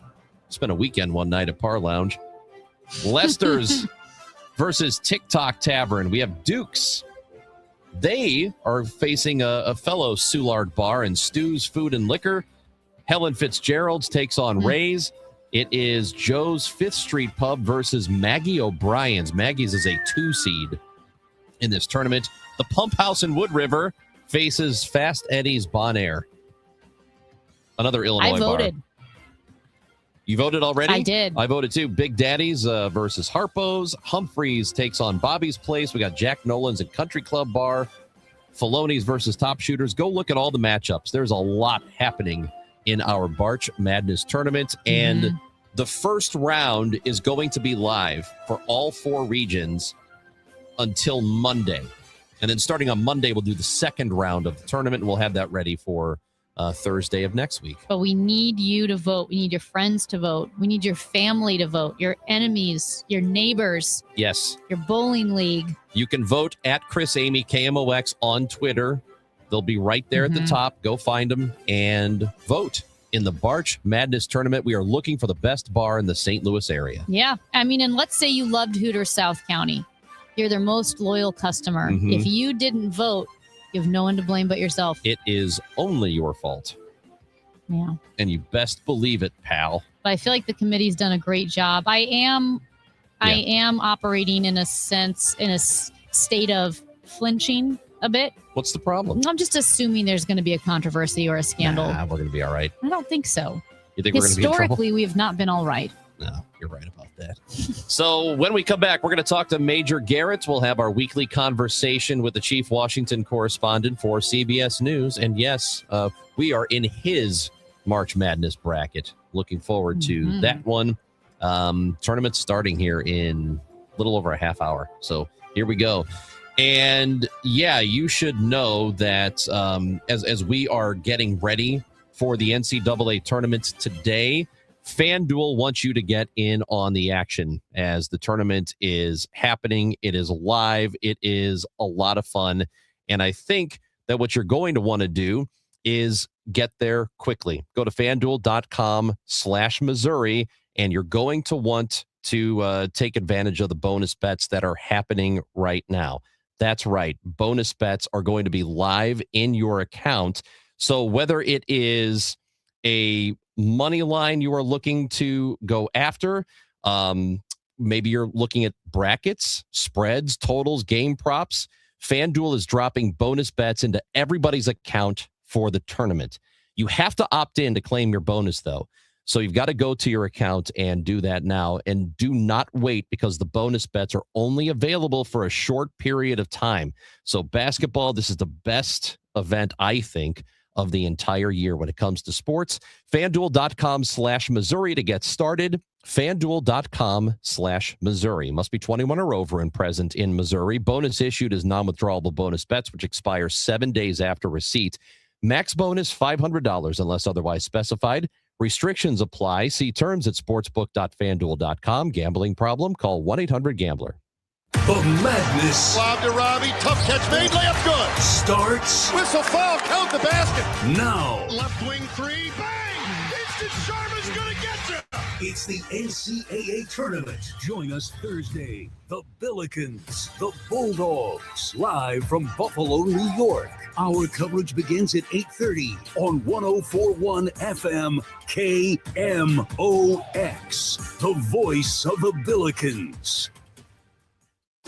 Now, KMOX weather from the Saliga Heating and Cooling Weather Desk. Wasn't it sunny the last time I gave the weather? Well, now it's super cloudy outside Studio B. 61 degrees, partly to mostly sunny, allegedly, today. Very warm, a high of 74 tonight. Clear with a low of 49. Weather sponsored by Overhead Door Company of St. Louis. 100 years. That's how long Overhead Door Company of St. Louis has been repairing and replacing garage doors. For same-day repair service and no extra charge for evening or Saturday service, schedule online at overheaddoorstlewis.com. It's time for a $98 AC tune-up. Just hearing the word IRS can make people break out in a cold sweat. No one wants to deal with the IRS, and now you don't have to. The good news is Legal Tax Defense has been successfully negotiating with the IRS for more than 15 years. It doesn't matter how much you owe, whether it's $5,000 or $5 million. You deserve the best in the business on your side, and that is Legal Tax Defense. Even if you're working with someone else and just want a second opinion, there is no cost or obligation to call. They can prevent levies, liens, wage garnishments, even file back tax returns. And the best news about Legal Tax Defense is they won't take your case unless they know they will reduce or eliminate your tax debt. Call Legal Tax Defense right now for a free no-risk consultation. 800-323-8922. 800-323-8922. You have nothing to lose but everything to gain. 800-323-8922. Wesley is a truck driver. I drive a truck and I love what I do. A truck driver with IRS troubles. They told me I owed them $43,000. It got really bad. Quite a few letters in the mail. They were talking about wage garnishment, coming after my house, my car. Yeah, they don't play around. I seriously thought that I was going to lose everything. One sleepless night, Wesley finally made a call to Optima Tax Relief at 2 a.m. Kind of figured figured I'd get a machine, but I didn't. I actually got to talk to an actual person in the middle of the night. He found just what he was looking for. Oh, they were great people. You need a team of people that know what they're doing. Optima Tax, they know what they're doing. Optima Tax Relief came through with flying colors. I saved an incredible amount of money. Happy don't even come close. I was absolutely overjoyed. Take Wesley's advice. If you're in any kind of trouble with the IRS, call Optima Tax Relief. Don't trust anybody else. Call Optima for a free consultation. Call 800-348-0269. 800-348-0269. 800-348-0269. Optima Tax Relief. Some restrictions apply. For complete details, please visit OptimaTaxRelief.com. Chris and Amy now. The Dave Glover Show at 1 on the voice of St. Louis, KMOX. It's Major News with Major Garrett, our weekly conversation with CBS's chief Washington correspondent. Every Thursday about this time, we talk with Major Garrett, who joins us now. You should watch and listen to his show, the podcast, The Takeout. It is on CBS News 24/7. He does it daily, and Major is with us now on KMOX. How we doing, Major Garrett? Doing well. Happy first Thursday of March Madness. That's right. One of the best days in sports, today and tomorrow. It really is. And Major, I try not to be a name dropper except for when it comes to you. And I tell everybody that I'm in your bracket, and I act like super humble about it. I'm like, listen, I don't want to brag. I mean, I don't want to brag, but we're kind of friends, and I'm in Major Garrett's bracket. It's the only one I do. And so your name has been dropped 700 times this week. Like she's dropping it to me, and I said, dude, I'm in the same thing you are. Like, did you see 60 Minutes? Yeah, I'm in his bracket. Yeah. So well, it's a fun bracket. I try to have fun with it. I really do. I send out my commission with the dish notes, and that's part of why I do it, just so I can communicate with all my friends across the country. And if you look at the roster of people who are in the tournament, it's all over the map. It's people who are in the media, people in politics, people who have nothing to do with either the media or politics, or just longtime friends of mine. And at the end of the big charity payoff, so it's a fun thing for me to do. Well, we are looking forward to it really getting started here in about, I guess, about a half hour. But yeah, and then I hope everyone noticed that, first of all, University of Missouri in the tournament, that's a great 10 seed, playing in St. Louis tomorrow night. Yes, which is great. Basically, home court advantage. So Dennis Gates don't blow it against Miami. Well, and we also know exactly what the TV gods think of this particular matchup. Missouri versus Miami. True television, 10:10 Eastern, Friday night tip-off. The game might as well be on shortwave radio. That's what I was going to say to you, is I hope you're a late night guy, because you're going to be up at, that game starts at 10 o'clock your time. Well, I, as a San Diego Padre fan, I'm up late all the time. I'm well versed. I'm well experienced. I know how to make coffee at 10 o'clock at night, and I know how to drink it until 1 in the morning. It's not a problem. So I'll be fine. We call that a real rager with Major. Oh, look at that. Look at that. Aren't we clever? Amy for the win. For, she needs her small victories. I do here need there. small victories, So Major. I'm going to write this one down. Thank you. So, all right, Major Garrett, we saw Pete. By the way, there's news. Let's get to that. Oh, yeah. The fun stuff. Pete Hegseth had another press conference early this morning at 7 o'clock, and he said that this is not going to be this is not going to be an extended campaign. And then he yelled at the media for not covering it the way he wants it covered. So, where do we stand right now? Look, and I think if people go back to my 60 Minutes interview with the defense secretary, or anything he said since, the defense secretary is very good at defining from his perspective what this conflict is not.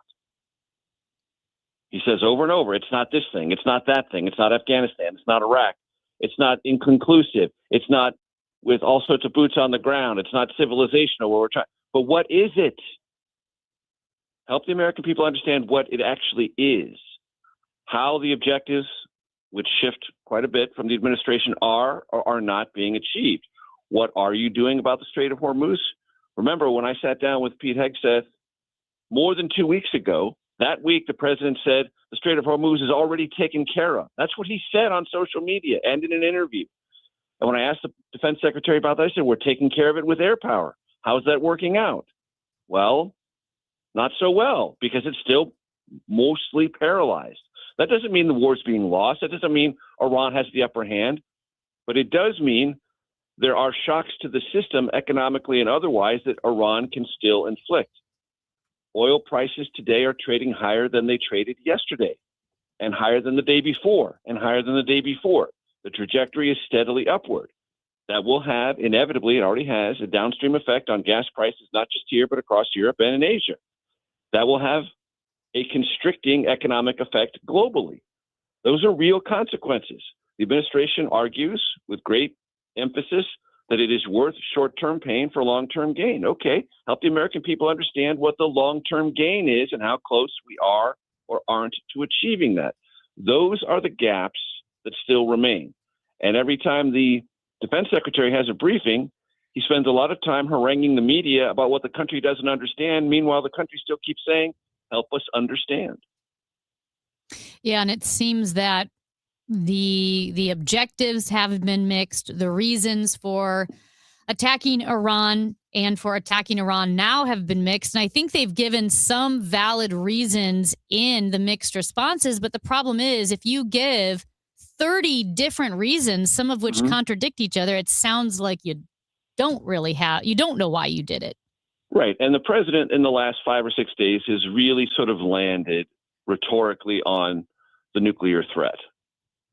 And there's probably an inherent polling reason for that, because of the one of the many objectives that have been identified that is more or less a consensus, more popular than unpopular one, it is eliminating the nuclear threat that might be posed by Iran.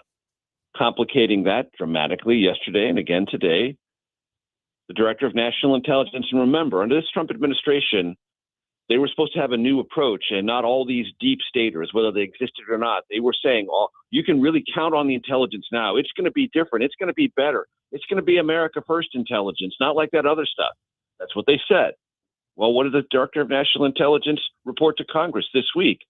That since Operation Midnight Hammer last June, there's been no known efforts by the Iranians to restart their enrichment process, to take their highly enriched uranium, a little technical jargon here, at 60%. You need to get 90% or above for weapons grade nuclear material for a bomb.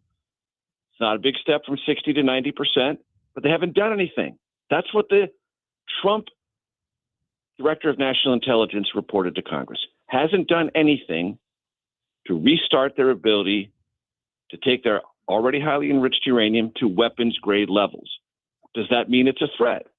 And the director of national intelligence was asked numerous times, was it an imminent threat on the nuclear weapons front? She said the president defines whether it's an imminent threat, not the intelligence community. Well, that sort of turns everything upside down, because what presidents typically have done is relied on the intelligence community to tell them what the threat matrix is, then make decisions.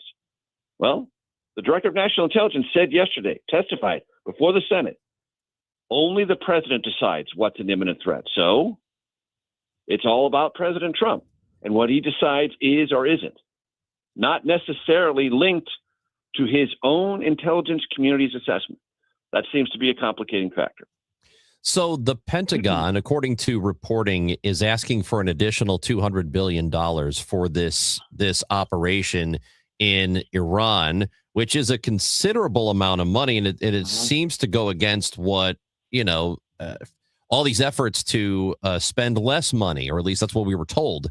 They're going to spend less money. This is in direct conflict with that.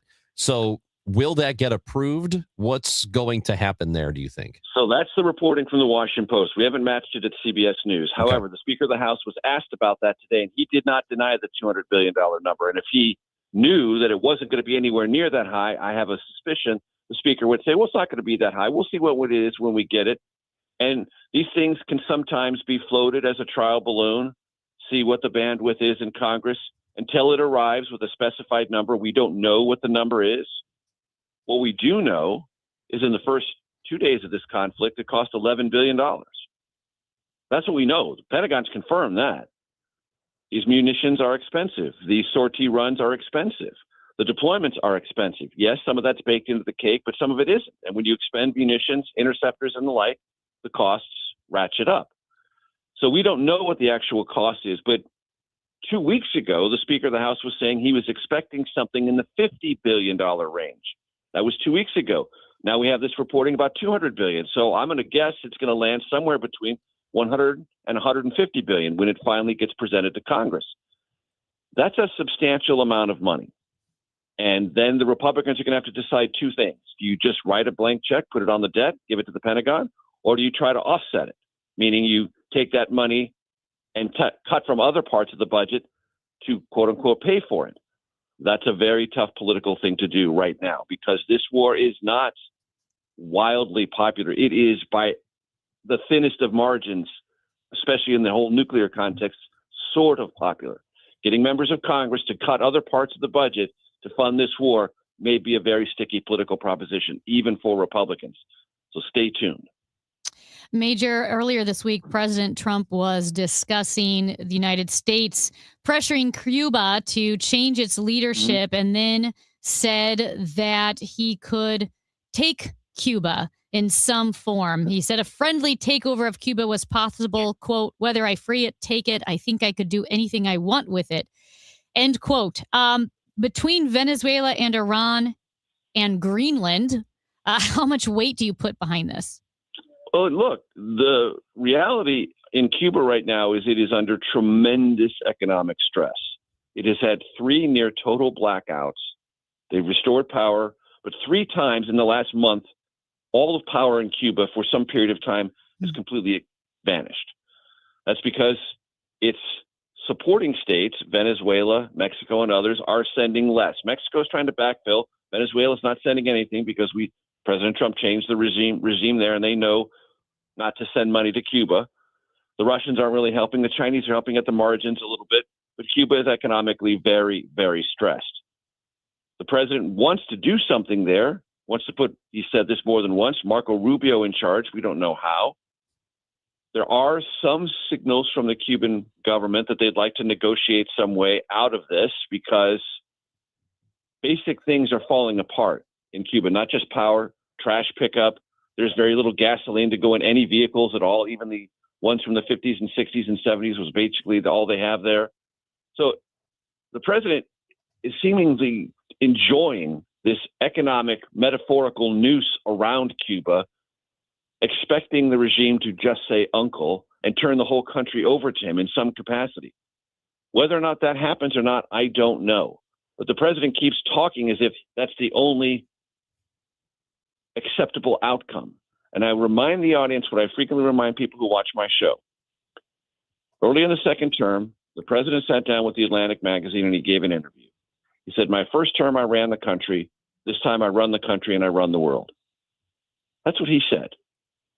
Right upon taking office the second time around, more than a year ago, nearly a year ago, it was in April. I run the country and I run the world. Well, is that what people voted for? Is that what people want this country to do? Is that consistent with how they understood what either MAGA or America First wanted?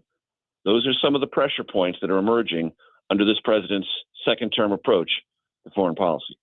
So Senator Mark Wayne Mullen is Trump's pick for DHS secretary now with Kristi Noem out. His nomination was advanced in a Senate committee with John Fetterman crossing over to side with Republicans. And there was that pretty famous, not famous, but there was a contentious exchange between Mullen and Rand Paul in the hearing yesterday because Mullen had, endorsed violence against Rand Paul. So what do you make of this entire nomination and the process right now? He's going to get confirmed. He's out of committee.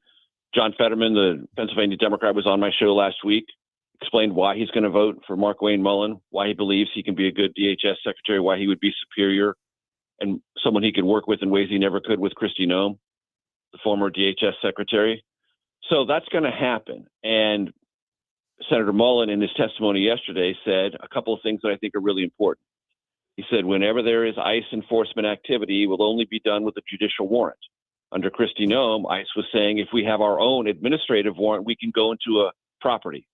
That's not the standard procedures, and it's not the standard understanding. If you want to go into a property, and I've been with ICE and DHS on raids, And they always say the same thing. Back then, this was just a year ago, even under Kristi Noem initially, if they knock on a door and no one lets them in, they can't go in. It's called a knock and talk. You knock on the door, you say you're with immigration, you ask some questions. If they let you in the house, then voluntarily, then you can execute and capture whomever has an immigration problem. But if they don't let you in, you have to stay outside. Well, under Kristi Noem, they changed that and said, no, if we sign something internally, no judge looking at it at all for probable cause whatsoever, we can go into any property we want. That is a very aggressive approach, extremely aggressive, and some would argue completely unconstitutional. Markwayne Mullin said, we're not going to do that anymore. That was a pretty significant declaration. He also said Kristi Noem's policy of having to approve anything at DHS over $100,000 would be ended. What's that going to mean? That's going to mean backlogs in FEMA distribution of funds for disasters is now going to smooth out much more quickly. Those are two things that were big items for Republicans and Democrats on the Senate committee yesterday, and it suggests that Markwayne Mullin from the Senate itself will take a different approach, and one more senators think they can work with than they could under the Kristi Noem approach. Major, we'll talk next week, and MIZ. ZOU, and good luck, everybody. Major Garrett, Chief Washington correspondent for CBS News, host of the Takeout podcast. You can watch or listen to that. It is on CBS News 24/7 or wherever you get your podcast. Major is a Mizzou grad. That's right. And so they will play tomorrow, like 10:10 his time. Poor guy's going to have to stay up all night to watch the Tigers play Miami. Here in St. Louis, it's 104.1 FM KMOX.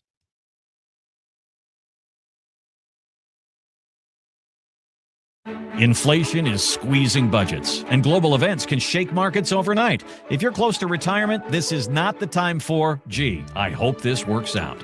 That's why Steve All and the team at the All Financial Group are hosting an upcoming educational seminar called Retirement Simplified, April 7th at the All Financial Group offices. You'll learn how to deal with rising costs, taxes, crazy markets, and the fear of running out of money. The date again is April the 7th. It's complimentary, but you must reserve a seat. 636-230-8824 or at yourmoneymattersstl.com.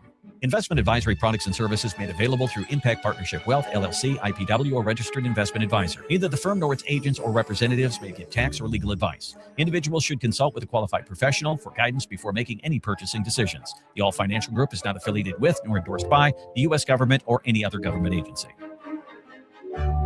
St. Louis's unofficial holiday is almost here. It's Cardinals opening day, Thursday, March 26th. And KMOX's Kegs and Eggs, presented by Budweiser, is back. This year with a new twist. You don't need a ticket to enjoy KMOX's live broadcast at Cardinals Nation inside Ballpark Village, featuring Cardinals alumni, front office personnel, special guests, and so much more. First come, first serve. Doors open at 9 a.m. Celebrate opening day with Dirt Cheap Budweiser and Rally House. More info at KMOX.com/events.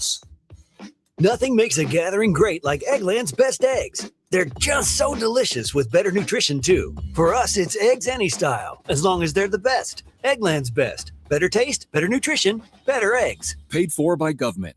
The 1986 to 2021 United States Silver Eagle, the first ever U.S. silver dollar minted in 99.9% pure silver and is the best-selling coin in the world. These original and historic silver dollars have ceased production forever. They will never be minted again. For a limited time only, full-pound bags of original U.S. government-struck silver dollars are being released to the public. You can own a full pound of original U.S. silver dollar coins featuring Lady Liberty and the heraldic eagle, never to be struck again. Guaranteed. Call now to secure original United States Silver Eagles by the pound. The first U.S. silver dollars ever to be struck in 99.9% pure silver. Plus, receive a free bonus, an American Collector's Pack valued at over $40 and free shipping with every order. Call 1-800-560-6468 now to secure your full pound bag of United States Silver Eagle coins before they are gone. That's 1-800-560-6468.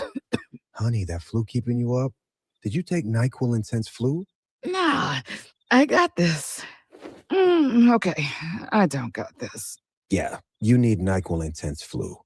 Undo your flu with NyQuil Intense Flu. NyQuil Intense Flu provides powerful relief of your flu symptoms so you can sleep. You do got this. NyQuil Intense Flu. The nighttime sniffling, aching fever. Best sleep with the flu medicine. Use as directed. Keep out of reach of children. There's a difference between liking a house and actually getting it. Redfin is built to make up that difference and close the gap between finding and owning the home for you. Redfin agents close twice as many deals as other agents. So when you find a home you love, you're not a step behind when it's time to make an offer. That means less watching great homes disappear and more focus on the ones you'll actually move into and call home. Redfin helps turn saved listings into real addresses. Get started at redfin.com. Own the dream. St. Louis Composting presents The Sounds of Spring. Swinging it along, and there it is, baby. The Cardinals take the lead as Albert Pujols comes through in the pit. Obviously, the fans are the best fans in baseball. I got caught up so much into, the fans and the celebration, and everything that's going on with the Hall of Fame. It wouldn't be opening day without a special tradition unlike any other. Please welcome the majestic hometown Budweiser Clydesdale. I think the park. He did it. A grand slam, and it's 4-0. And the pitch on the way. There she goes, way back. It might be. It could be. It is a home run. Enjoy your outdoor space this spring with vegetable gardens and fresh landscaping. With St. Louis Composting, order online for delivery or pick up premium soil, compost, and mulch at any of our 9 locations. St. Louis Composting, growing gardens, making memories. This is the Gas House Gang from KMOX. Bernie Nicholas and the Gas House Gang, today at noon on America's Sports Voice, KMOX.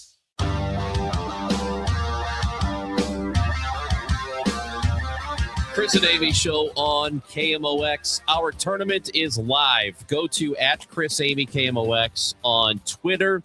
Vote in the Barch Madness tournament. We're looking for the best bar in the St. Louis area. The field of 64 is set, and you can vote. You got a few days to do it, but I still get it in there. You can go get your votes in. Yeah, if you don't vote, you have no one to blame but yourself. Well, I have a bad feeling that they're going to foul this up somehow. I'm stunned that Hooters did not advance. They've already messed up. Yeah, you let Hooters South County fall by the wayside like an old glove. Yeah, if you wanted Hooters South County to make a run, you've missed your chance, folks. And wasn't that the only Hooters? It's the only Hooters in the tournament. And now we have no Hooters in this tournament. Yeah, the Thirst 4 ended with the Trainwreck Rock Hill winning, the Pump House in Wood River, the Post Maplewood, and Sasha's Wine Bar on DeMun. And Sasha's is great. Sasha's is great. I just, listen. They had a down year, so they're only a 16 seed. Yeah. And they got to face OB Clarks now. Tough. You people need to vote. You're supposed to be sticking up for these people. I'm the one going after them. I'm the one attacking our listeners. You're the one that's supposed to defend them. I forgot. You're married to someone long enough, you start to talk like them. I guess. Don't do that. You're going to confuse the people. Go @ChrisAmyKMOX. You have a few days to vote, but do it right now in the Barch Madness tournament. Listen, we decided we're going to be nice, even though you people really messed up the Hooters thing. We are going to give away tickets today, so you need to listen. That's right. We're giving away tickets to see Spamalot. But we might take them back if you don't vote. Spamalot, May 5th at the Fabulous Fox, and the Fox has given us tickets to give away to you, and so we will give away a pair before the show is over today. We're done at 11:55 because Cardinals spring training baseball happens then. Hey, also, I want to say we have a text, a 314 says, it's raining in South County. Oh, well, thank God for your report. Well, no, but I don't know if that is literal or figurative, because it's raining in South County, but Hooters South County lost. So maybe he meant he's crushed. Yeah. He's crying. Oh, I'm so sorry. I am so sorry. Well, vote in our tournament. That'll make you feel better @ChrisAmyKMOX. And you've got to be listening for your chance to win those Spamalot tickets. You better listen. NCAA tournament is about to get started for real. It is happening, and I am so excited. We're going to talk to one of the greats, Kevin Harlan. He is a sportscaster. He'll be calling the games for TNT, CBS, Westwood One, Prime Video. Man, he's all over the place. And this tournament, he is calling a bunch of great games. We'll talk to Kevin Harlan next on KMOX. Time now for today's Spotlight on Money, sponsored by LendSeek. A deep breath could help you save money on big purchases if you make that purchase at all. So many things pull us to buy something. Sherry Greco-Rikis of EP Wealth in Chicago says follow the 72-hour rule for making big purchases. Wait 72 hours and see if you still want to buy. She says the cooling off period can be productive. You take 72 hours, you can investigate, maybe look at other vendors. I'm Rob Hart. At LendSeek, we know running a business takes heart, hustle, and sometimes a little help. That's why we stand with you with our exclusive AI lending platform, connecting you to over 100 funders. If you've been in business for at least 2 years with a minimum annual revenue of $500,000, you can get up to $1 million in funding in as fast as 24 hours. No collateral, no prepayment penalties, no red tape. Apply today with no cost or obligation at lendseek.com. That's LENDSEEK.com. Guys, we're getting to the good stuff in college basketball season, and FanDuel Sportsbook is here to help you have even more fun. And, of course, FanDuel Sportsbook is the official sportsbook of KMOX. It is my official sportsbook as well and has been, well, going back years. Since before it was available in Missouri, I would have to play in Illinois or elsewhere when I traveled, and it's phenomenal. And they are always doing something to make the games better for you. As an example, FanDuel's offering an early win on your pre-live moneyline bets for college basketball when your team goes up 10 points, and it stays a win no matter how the game ends. So be clear, win or lose, if your team takes a lead of 10 or more points, that's a win for you. And don't forget, with FanDuel, you get paid instantly when you win. Just visit FanDuel.com/Missouri to get started. Bet the bracket with FanDuel now. Remember, you have to be 21 or older and present in Missouri to play. Opt-in required. Tokens are non-withdrawable. Restrictions apply, including token expiration, market requirements, and max wager amount. You can see the terms at sportsbook.fanduel.com. And if you have a gambling problem, call 1-800-GAMBLER. We all hear the radio ads about the IRS. They tell you to be afraid, to be scared, and they try to frighten you into calling. I'm not here to do that. Tax Relief Advocates is different. TRA is here to tell you that if you owe money to the IRS, whether it's $5,000, $50,000, or $500,000, we have a solution. It doesn't matter if you're sitting in your car, at work, or with your kids. No matter where you are, call now. 800-575-9834.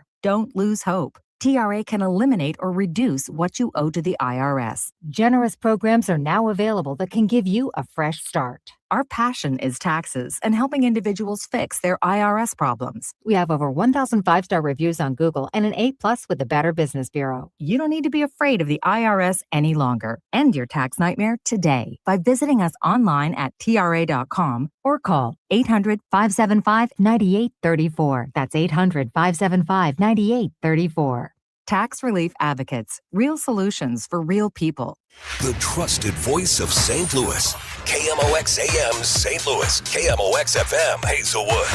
Always live on the free Odyssey app.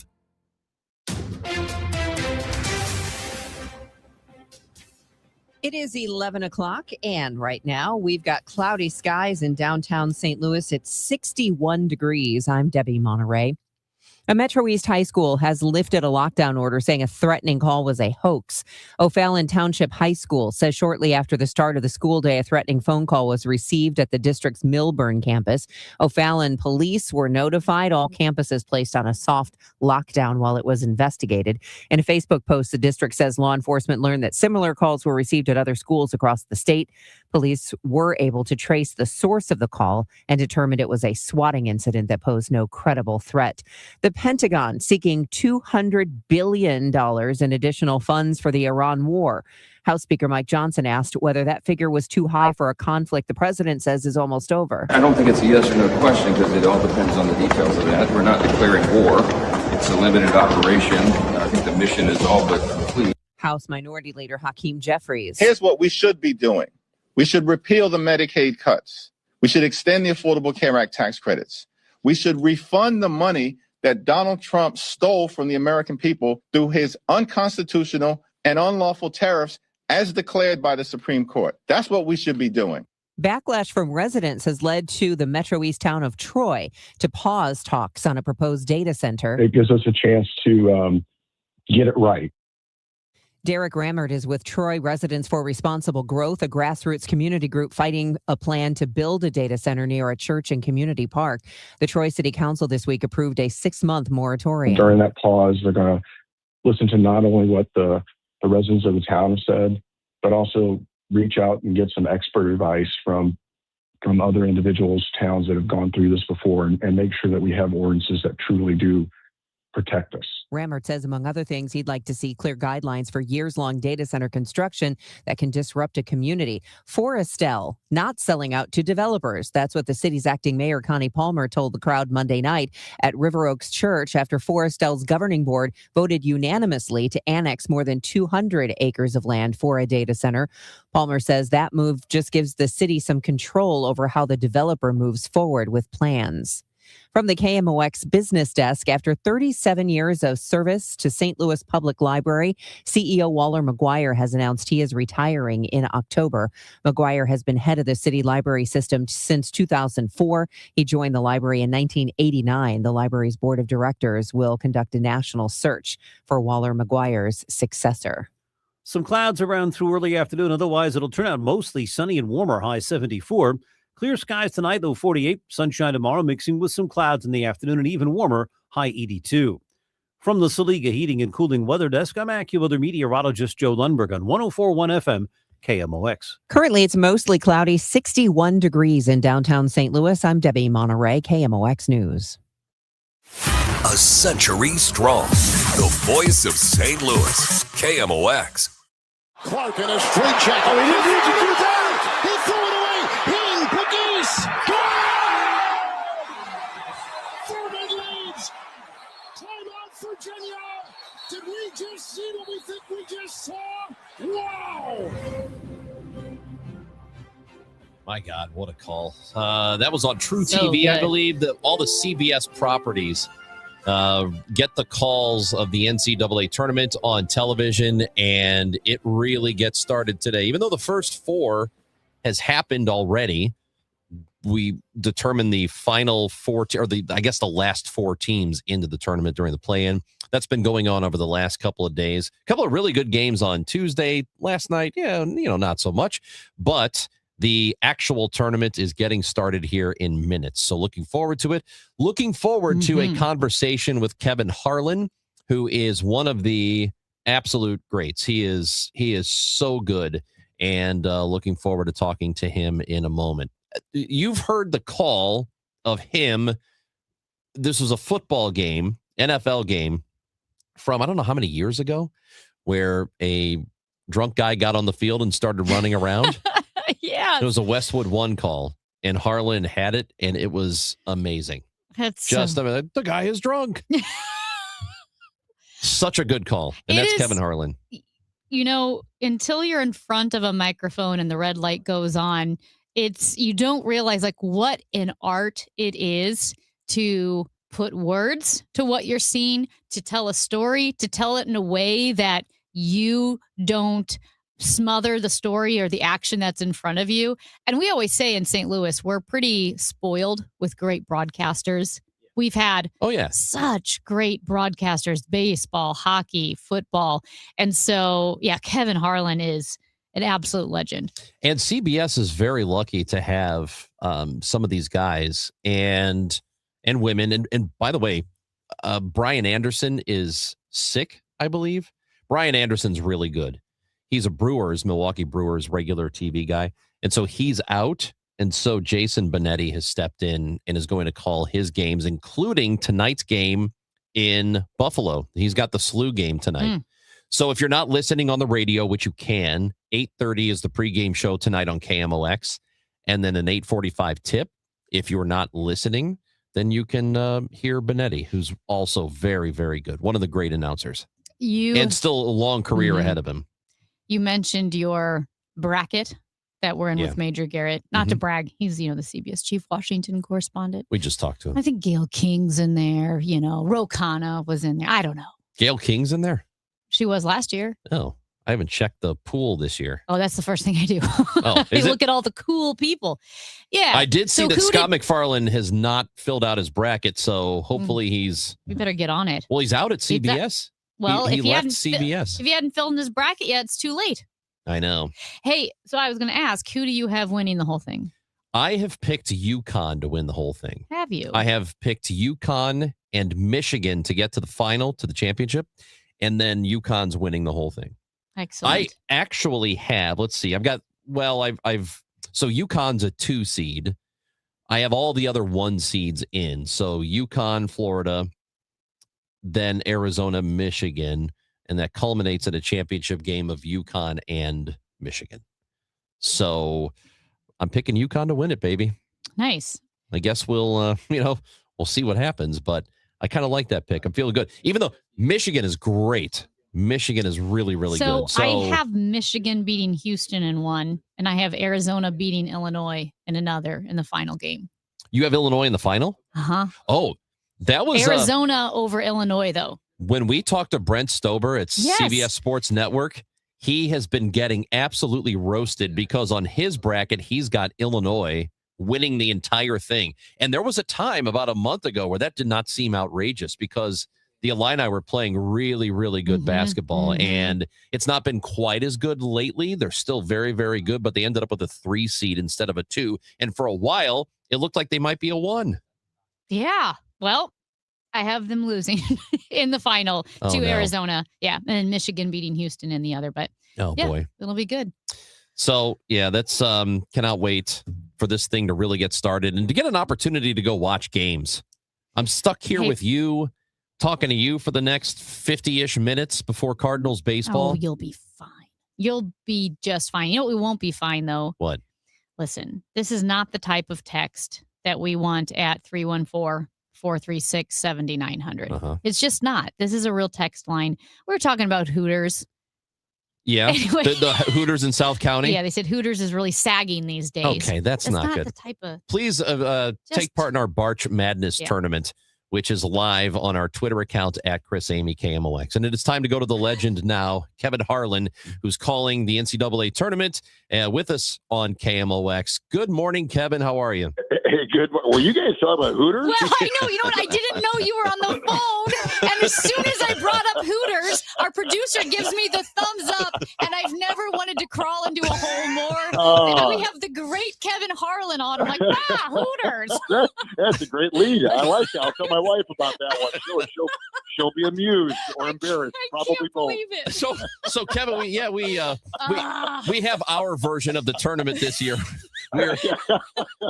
We're trying to find the best bar in the St. Louis area, and we're calling it the Barch Madness Tournament. And somehow Hooters was on the list, but they've already been defeated. They were defeated. And the thing is, and everyone's like, I can't believe you guys are talking to Kevin Harlan. This is so exciting. I'm like, I know, this is such a big deal. And then I went to the Hooters thing, and then you were on the line. So anyway. And I knew you were on the line. I was just going to let her keep going. That's right. Yeah. Let her twist in the wind.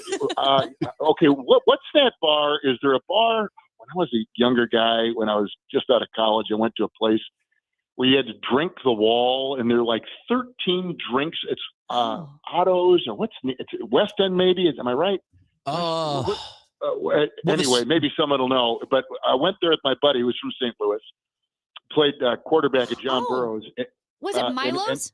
Yeah, that's it. Milo's. Milo's on the hill. You got it. Milo's is in our tournament. Yes. I'm sorry, I interrupted you. Yeah. Go ahead with your story. I'm so sorry.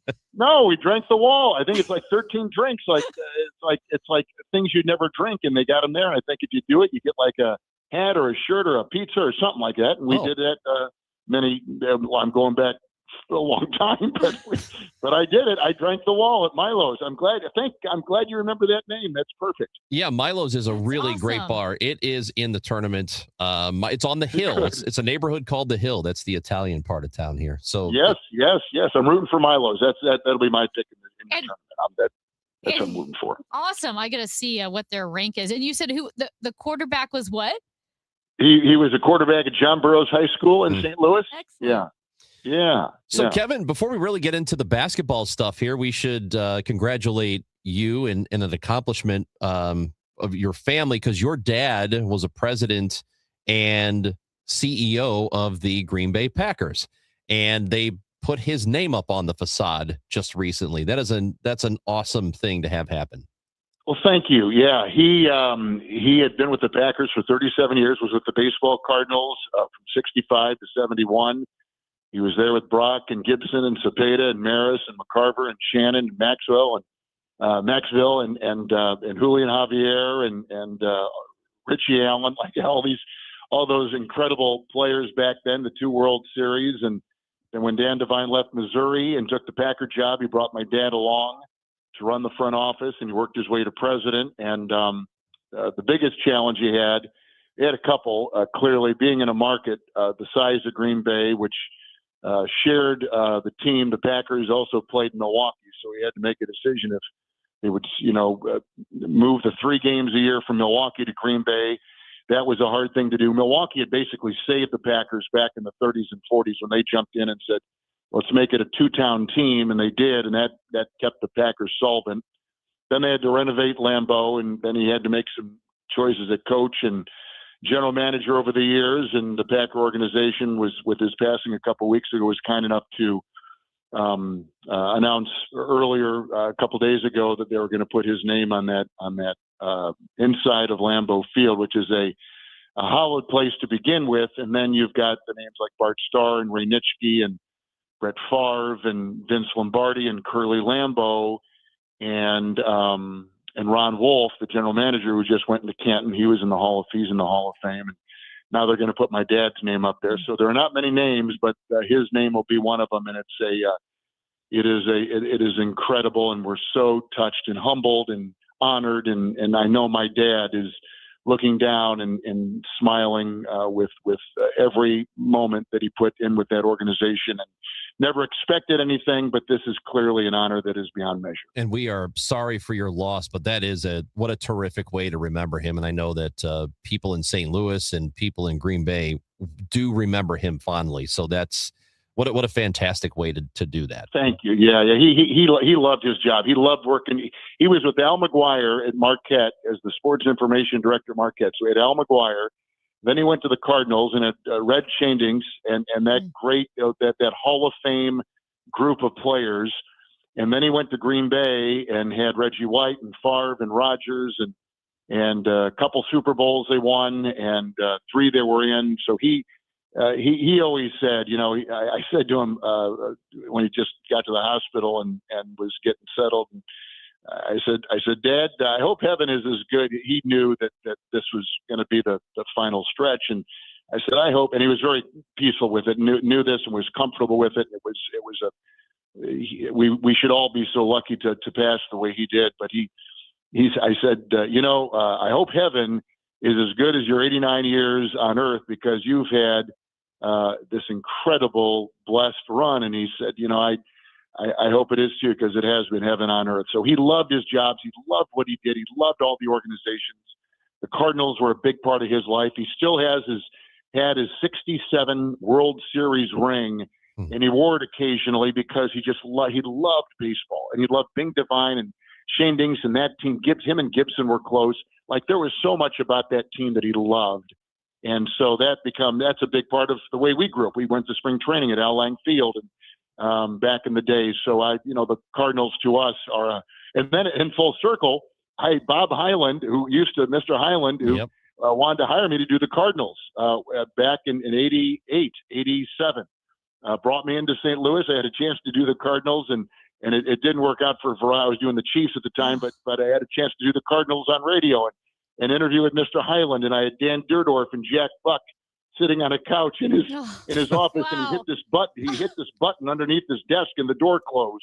And Costas was there, and Dan Kelly was there. It was unbelievable, and very it was a great honor to have been considered. But anyway, so our Cardinal and our St. Louis roots run very deep in our family. That is absolutely incredible. So now with March Madness, and you're calling these games, what does your prep look like, so to speak? I know there's the basic prep, but do you do anything different leading into these games? Well, we're going to go watch in about a half hour. We're going to go to the arena here in San Diego and go watch all 8 teams practice. And they practice about 45 minutes, and it's really not a practice. It's more of a walkthrough, and they just kind of do it because the NCAA wants these teams to be in the arena in front of their fans the day before the tournament starts. Here, at least, we're a Friday, Sunday thing, and we've had this for years. And we get to talk to the coaches and watch the players with their own eyes. A lot of these teams we haven't seen. Some we have, most we haven't. So we go there and we kind of learn that. But the preparation begins Sunday night when we get our sites and get our assignment, and you start, putting your spotting boards together and do a little bit every day. I should say, do a lot every day. And so when you walk into the arena today, most of your work has been done. Now you just put the finishing touches on it. And you just hope you can survive what is the biggest endurance test, I think, for any broadcaster, because you're doing 4 games over 12 hours, and there's no break. I mean, there's a break of 25 minutes between the games, but that's it. So it's a strenuous physical day, but it's a incredibly satisfying and rewarding day. You have so many famous, iconic calls. Do you ever go back and listen and grade any of your calls? Well, I don't grade them, and I'm embarrassed by some of them. So I tend to always keep looking ahead and not in my rearview mirror, but invariably people will bring up a call from tournaments past or NFL games I've done or NBA games I've done, and it's always nice that people will bring that up, and I'm always flattered that they would take the time to say hello or mention something, but occasionally someone will send me a clip of something. In fact, just this morning, here's a great example. This morning, Jason Benetti is taking Brian Anderson's place as one of our 8 broadcasters. Brian lost his voice. He's battling a cold. So Jason Benetti, I think he's in Buffalo. Yeah, he's in Buffalo, and he's doing those games. So I was texting with Jason this morning. We're friends for many years. And he said, hey, by the way, I came across this clip from Buffalo from 2006. And it was this kid named Eric Maynor for VCU hit a floating jump shot in the lane to beat Duke. And it was a huge upset. But it happened in Buffalo. And he said, I hope we get games like this in Buffalo today. So anyway, occasionally things like that come up, and it's always fun. And it jars your memory. A lot of these things blend together. You do it for so long, a lot of it blends together, but it is very gratifying that there are moments that you were hopefully there for, that you handled the right way and enjoyed like all the fans enjoy. Talking with Kevin Harlan here on KMOX. And Benetti's got the Billikens game tonight, and they have a pretty late one here. And you said you're embarrassed by some of the calls. How do you feel about the off the wall stuff when a guy runs onto the field and he's intoxicated and you're calling play-by-play for it in the moment, which has been one of your iconic ones that does get shared a lot? Yeah, not sure that's my proudest moment in the business. Really? But everybody loves it. But it was, I was doing it with Kurt Warner, actually, my partner on Monday Night Radio. And it was, that was about 10 years ago in San Francisco, and a guy ran out there. It was a boring game, bad game, early season game in the second half. And this guy ran out there but they didn't stop him. Like, he ran like unfettered. Like, he just, the security kind of was like somebody stop him. Like what are you doing? Anyway, they did, and we had fun, and Kurt was great, of course, as always, and added just a little levity to it. So that was fun, and I'm glad I got to share it with him. But some of those moments, but sometimes you do one or two of them, and you say, all right, good, I've checked that box. I'm unless something really weird happens, like a guy parachutes into a game, that might be worth calling. But otherwise, I'll probably leave the drunks and animals on the field to another broadcaster. Well, all right. If you decide to do it, you have our endorsement. Yeah. Okay. Thank you. I appreciate that. Thank you. The Hooters show. Yeah. So my Hooters friends in St. Louis. That's great. I want to go to Milo's. You guys want to go to Hooters? Maybe we can marry him somewhere. I don't know. We could probably connect the dots. I don't think so. Oh, that was an attitude like that, They're Ron. just very different, Yeah. Who do you Yeah, think? they are. Who would win? Milo's versus Hooters. Who would win? I did find out, Kevin, that Milo's is a number 3 seed in our Barch tournament. Yeah. Nice. There's some great play. We were just in St. Louis for the Missouri Valley a couple weeks ago, and I love going there. That area around the stadium, Busch Stadium, is so cool. It's really neat, and captures the history of baseball, especially in that city, which is one of the best baseball towns in America. And we always love coming to the Missouri Valley, and the city always welcomes us so nicely. CBS is always proud to go to St. Louis and do games. We miss not doing the NFL there, though. I'll tell you that. It was always was fun to be there and do those games. Well, we're glad you like Busch Stadium. We're happy you didn't see the sinkhole. So wait, what? There's a giant sinkhole that's opened the up right across the field street. entrance. Oh, you're kidding. It's right across the street. Yeah, no. We have old sewers here. As they say, get the gals from Hooters over there. Well, no, we can't do that. Oh, you can't do that, Kevin. No, can't do that. No, can't do that. Can't do that. Well, I'm sorry to hear there's. It's not. Is it outside the stadium or inside? No, it's outside. It's outside. Thank goodness. Yeah. Across the street. But it's it's close. It's at a crosswalk where Yeah. people would have to cross the street Yes. to get there. So Yeah. Huh. Well, that just happened. I'm assuming, right? Just like in the last. Yeah. something like that. Well, So we lost our football it'll team be and, fine. So you just stay. When you come back to town, stay away from that area. We'll let you know if it gets We'll not fixed. go. We'll not go there. Yeah, but we did have a great couple days in St. Louis with the Valley. It was That's a lot of fun. awesome. You're the best. We're going to be watching and listening. We know that. You will have the KU game, so there's a lot of interest in Kansas here in this area. They've got the Cal Baptist matchup. Northern Iowa is playing. You've also got the number 1 seed Arizona. All of them in fact, that's your first one. St. John's is here, so that they're a big story. They won the regular season in the Big East, we know, and so Patino is here. Historical figure, Self and Patino alone make this a very interesting site. We're excited to get going here. It'll be tomorrow, but we'll watch practice today and hopefully have some good games. The tournament is always the funnest thing we do every year, so we're all looking forward to it. Kevin, you're the best. Thank you for talking with us today, and enjoy the broadcast this weekend. Thank you so much. Great to visit. Take care. Kevin Harlan will be on the call, so all the CBS properties. The NCAA tournament starts now, actually, and his games will be tomorrow and Sunday. He gets things going with Arizona and LIU. So Arizona is a 1 seed. I have picked them to get to the Final Four. Wow. Really went out on a limb on that one, didn't I? It's Chris and Amy show with you until 11:55. Cardinals baseball today on KMOX. We've been here 30 years, 30 Christmases in this house, and we have the traditions that most families have. That's Terry talking about her experience with Rhino Shield ceramic coating. We did Rhino Shield 14 years ago, and the house still looks the same as the first day. Rhino Shield really worked with me to help me get just the right, nice, soft yellow, and it's 14 years later, and it's the same color. The main reason Terry called Rhino Shield is because it's backed by its 25-year transferable warranty. It just sounded wonderful that we could have the house coated with Rhino Shield and not have to worry about it again for 25 years. Take it from Terry. Give Rhino Shield a call now for a free evaluation. 877-25-RHINO. 877-25-RHINO. Or visit 877-25rhino.com. There have been neighbors that have come by and said, "Did you just have your house painted?" Because they wanted to know who the contractor was. And I said, "No, it's actually Rhino Shield." 877-25rhino.com. That's the sound of James adding long-lasting Gain scent boosters to his laundry this morning. Several hours later, James sniffs the irresistible scent of Gain on his shirt. Gain. Several hours later, James has even caught the attention of his mother-in-law, and she never gives him attention.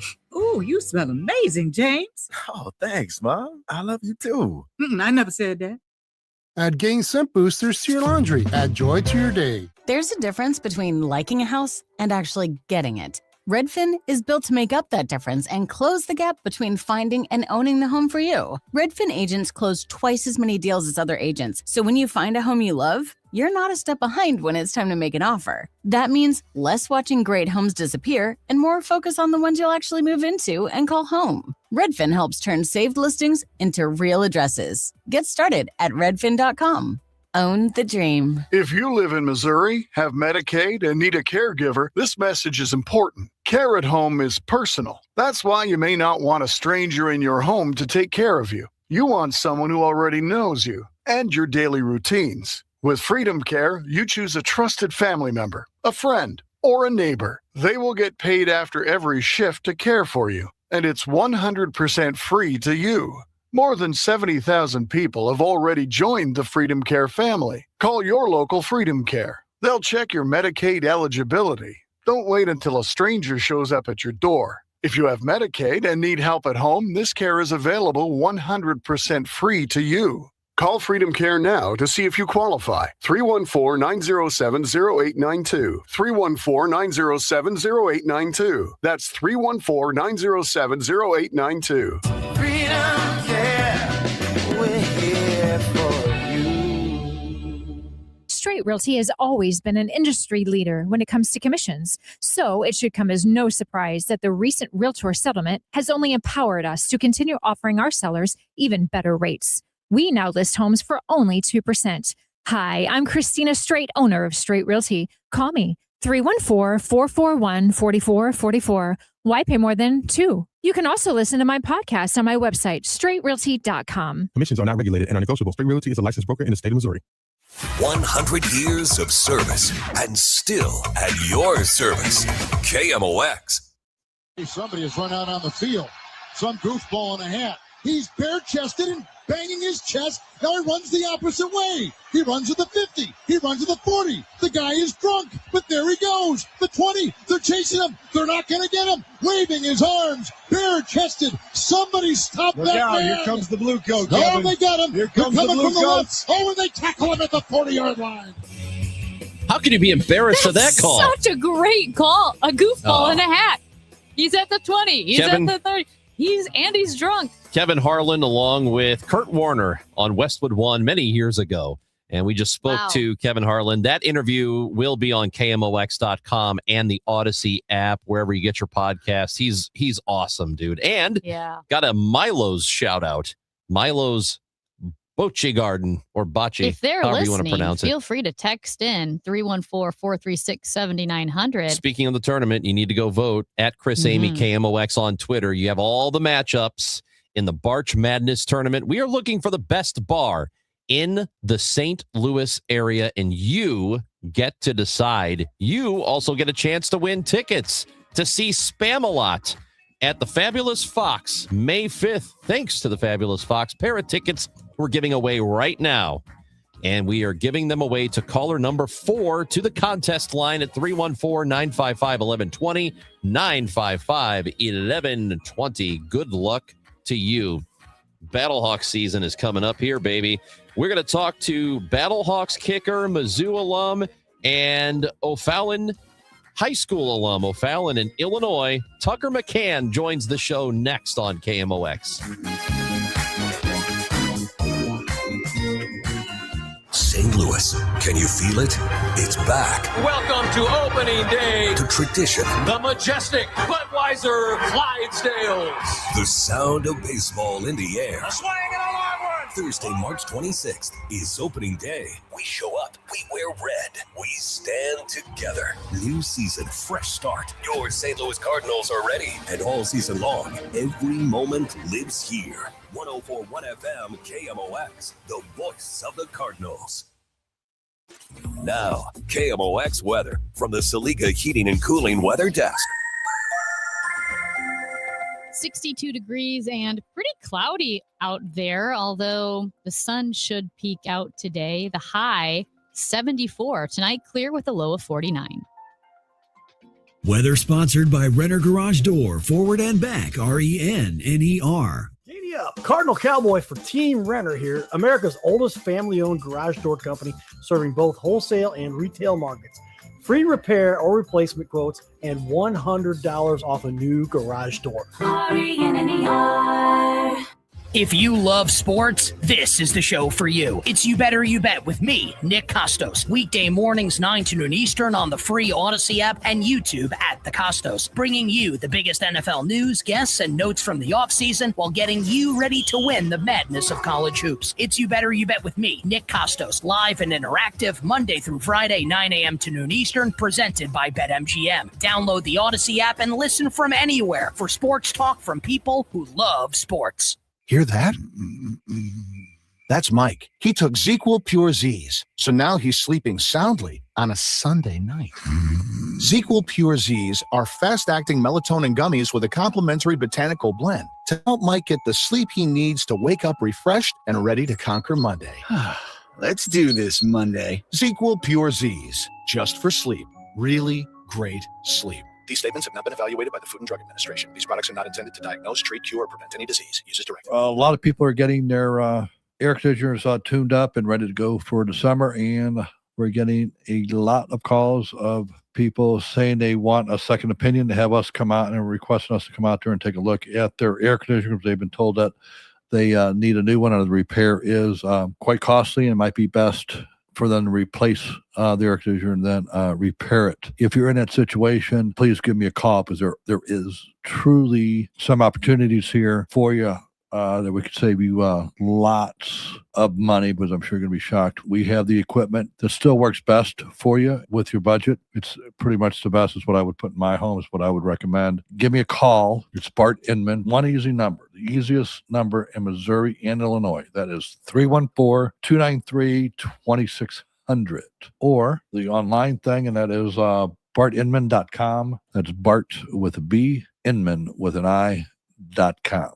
God bless. KMOX, delivering accurate, timely reporting every day and rising to the moment when major stories unfold. President Trump announcing the U.S. has decimated Iran's missile capacity. He assured the world that the oil and energy supply through the Strait of Hormuz would flow freely. He reiterated that the war could end soon. It's going to be finished pretty quickly. Americans don't want this war. Americans are sick and tired of forever wars. If it matters, it's on. 104.1 FM, KMOX. It's Cardinals preseason exhibition play today as they face the Nationals. Pre-game 11:55, first pitch 12:05, and you can hear the game here on your voice of the St. Louis Cardinals, KMOX.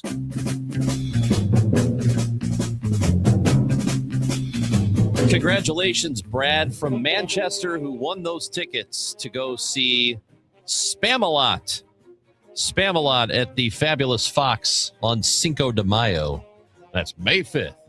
You have some margaritas. You can have... And then go actually, to see Spamalot. I wonder if they have a bar there. They do. You could just drink tequila. You don't have to have a margarita. Do they serve margaritas, though?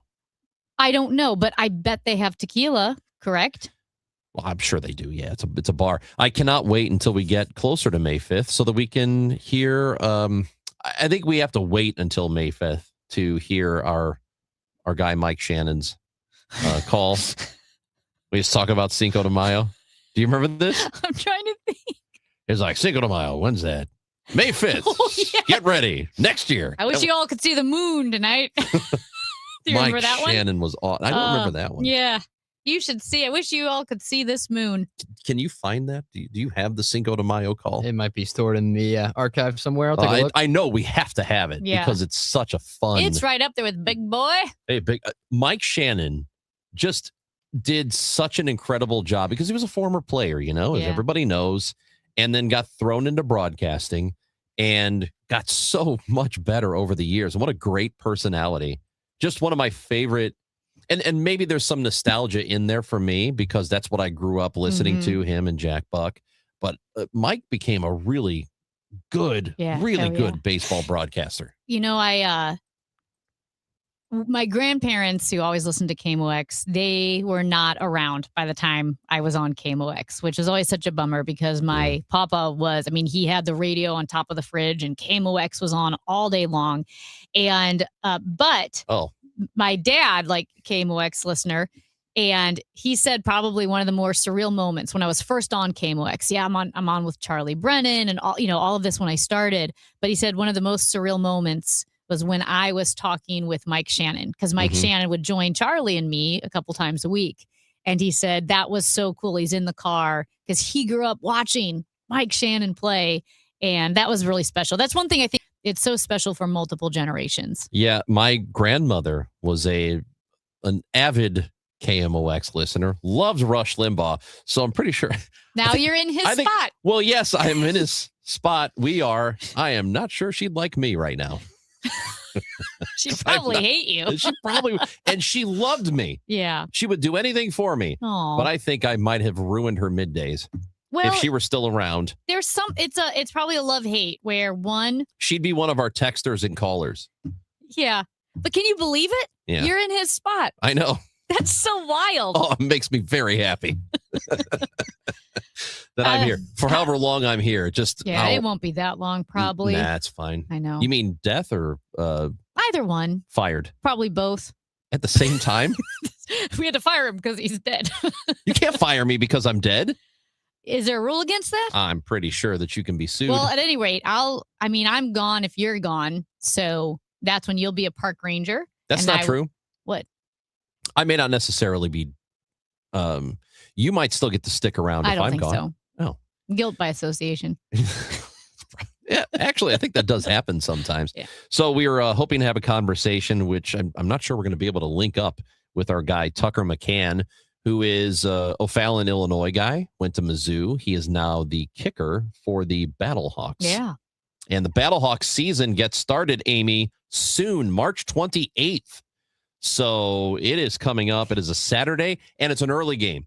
So you're going to have to do a very early pregame. Yes. Like 9 a.m. 9 a.m. because it's an 11 a.m. kickoff. You know, what's pretty cool about Tucker McCann is he, during high school, became one of the top high school kickers in the country. And during his high school career, he actually broke the Illinois state record with a 60-yard field goal against Belleville East. And nobody knew he had broken the record. I feel like the Bears could use him. They got a guy who can't get it past 42. So it'd be really nice to have Tucker McCann on the Bears right now. But he is on the Battlehawks, and he is now with us here on 104.1 FM KMOX. Tucker McCann, Battlehawks kicker, went to Mizzou from O'Fallon, Illinois. How's it going, Tucker? Going great, guys. Thanks for having me. Well, thanks for being here. And I know that you have just been picked up, a couple of months ago, picked up by the Battlehawks. So this will be your first year playing in the Dome. I'm assuming that growing up in the St. Louis area, you went to a Rams game or two? Yeah, definitely more than two. All right. We used to have season tickets when I was younger. And, went to a lot of games at the Dome. Had Rams, posters all throughout my room. I'm sure it even had a picture of Coach Prohl on it too, because it was the greatest show on turf poster. Yeah, which is pretty cool to think about. So what's the feeling you have knowing that you're going to be playing on that same field now? Well, it's kind of funny because I grew up there, but I've never been on the field. I've never kicked on the field or anything like that. So it's just, honestly, it's kind of surreal. I'm not sure if it'll hit me until I step on the field, but I'm so excited to play in front of a bunch of family and friends there. Well, you'll have better turf at least, because during the greatest show on turf days, they were basically playing on concrete. Although, who were we talking to? Tory Holt, or Azakim, when I asked about the turf and if the concrete was tough, and they said, "Oh no, we liked it because it was a track meet and we were fast on that concrete." So at least you won't be playing on straight up concrete. Yeah, and all the pictures and videos from back then, it definitely looks like it's just a carpet on concrete. Yeah, I think it was. I'm definitely glad that it's changed a little bit. Yeah, we're glad too. And so I have been to quite a few Battlehawks games for myself, and the atmosphere here, and I know that you've heard the same thing, and maybe you've seen it for yourself, how St. Louis has come out to support the Battlehawks, and really better than any other team in the UFL has gotten that kind of support. So what are your thoughts going into a place where St. Louisans are going to be there? Well, I think that only helps us. I like big games with a lot of fans. I like it loud. I like, the energy up, and I'm sure all my teammates like the same thing. So we're excited to be a part of, the UFL team, or America's team, as one of the owners put it. So we're definitely excited about that. Yeah, in all 4 years you played at Mizzou, in all 4 years that you played, you were place kicker and punting. Did you do punting as well for all 4 years? Just my senior year. Senior year. I did all three my senior year. Just the kicker for my first 2 years. How was it playing at Mizzou? It was awesome. It's kind of like a hometown team. I know where I'm from, it's kind of split between Illinois and Mizzou, but honestly, it was more Mizzou fans where I come from. So it was exciting that, I had most of my family, my cousins, my friends at a lot of my games. So it was awesome. We have Battlehawks kicker Tucker McCann with us on KMOX, and you had offers from schools like Alabama. Mm-hmm. You decided on Mizzou. What forced that decision? I think just the closer to home aspect. Just growing up hearing a lot about Mizzou and being close to home, and just the timing of everything is, their kicker leaving. I know I was going to get a shot right away, which is what I wanted. When you obviously kicking, using your legs here to get your career going, but did you start as a soccer player?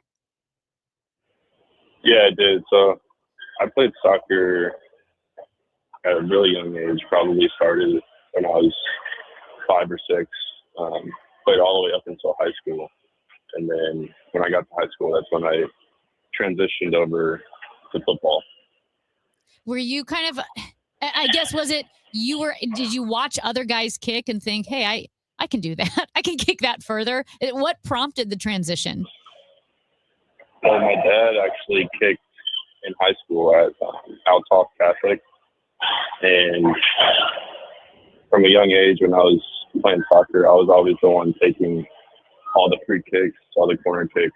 And, it was pretty clear that I had, the strongest leg on the field. So with him having kicked already in high school, he, took me out in 5th grade and started kicking from there. All right, so the season opens Saturday, March 28th, and it'll be an 11 o'clock kickoff, an 11 a.m. here at home. What happens between now and then before you get ready for the season? Not too much changes. We have the next few days off because training camp, obviously just ended yesterday. But, you're not going to make any drastic changes or drastic improvements from now until game day. You just kind of stick to your same routine that you've been doing throughout camp. For everybody, that's different. But, at this level, you kind of know what works for you and what doesn't. And, just finding the balance of, getting as much work in as you can, but also, not trying to do too much and trying to peak, trying to feel fresh when game day comes. All right, Tucker McCann, Battlehawks kicker, went to Mizzou from O'Fallon, Illinois. We are looking forward to the start of the season. Congratulations on getting the call, and best of luck this season. Thank you, guys. I appreciate it. Battlehawks kicker Tucker McCann. Again, the season starts March 28th. It is a Saturday, and that kickoff will be at 11 a.m. So it's an early one. Mm-hmm. You're going to have to pack your coolers early. You have to get there 8 or 9. Battlehawks games, I've said this 1,000 times, and I'll keep saying it. They are fun. it's a good time. Did you get dirty pants last year, or was that 3 years ago? 2 years ago. So the dirty pants situation has been rectified? I don't know. That's not the Battlehawks' fault. So the Dome had held a monster truck or a dirt bike, one of those kinds of things. Yeah.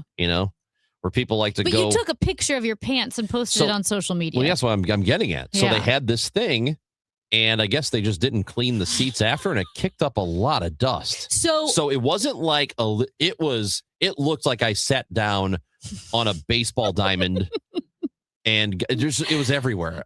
And I was stunned by how, do we not power wash these seats? Well, what are we doing here? Remember, we had some people respond that when you do the dirt bike monster truck stuff, it kicks up the dirt, but it takes days sometimes for the dirt to settle because it's floating around at the top of the dome. Oh, yeah, that's crazy. So they may have cleaned it the first phase, but then all that dirt fell from the sky. Well, I'm not mad at him. I thought it was great. I'm over it. But I can't wait to go this year. Battlehawks take on the DC Defenders at the Battle Dome, March 28th. Tickets are on sale. I've got some audio you guys might want to hear. Was up by Cinco de Mayo. That's coming up pretty soon, too, isn't it? Cinco de Mayo, when is that? Is it over already? That happens on the 5th month, the 5th day, right? Cinco de Mayo. So it's coming up the next May. Get ready now. It's coming up next May. Get ready now. That's so man. good. He's incredible. That's Incredible. so good. I think, Oh. Can we hear a part of that again? When is that coming up? Get ready now. Cinco de Mayo. That's coming up pretty soon, too, isn't it? Cinco de Mayo, when is that? Is it over already? That happens on the 5th month, the 5th day, right? Cinco de Mayo. So it's coming up the next May. Get ready now. Get ready now. Every time I hear Guy's Cinco de Mayo, I amazing. think of The Night at Oh. the Museum. Bill Hader is playing General Custer in that movie, and he can't say Sacagawea. He's like, Sacagawea, Cinco de Mayo. I have no idea what the hell you're talking about. Box. Do you know what she's talking about? Well, I know he's in the movie, but it's not even like the Good Night Museum movie. It's like the second or third one, The which second one, no, not the third. okay. The second one is good. The second one has Hank Azaria in Okay. it, is the main pharaoh. Not winning me over yet.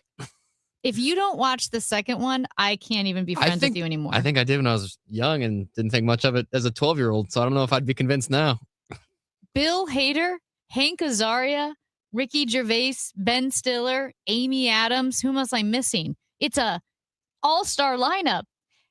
Everybody just listen. These guys have been so mean to me today. I like the first You one. might as well be talking about organic chemistry right now because I have no idea what They're you're talking being about. so mean to me today. They're making me feel like an outsider. You need to grow up. Just grow up, Amy. Don't talk to me like that. 11:55. Cardinals pregame is coming up. They got a ball game today. Cardinals spring training.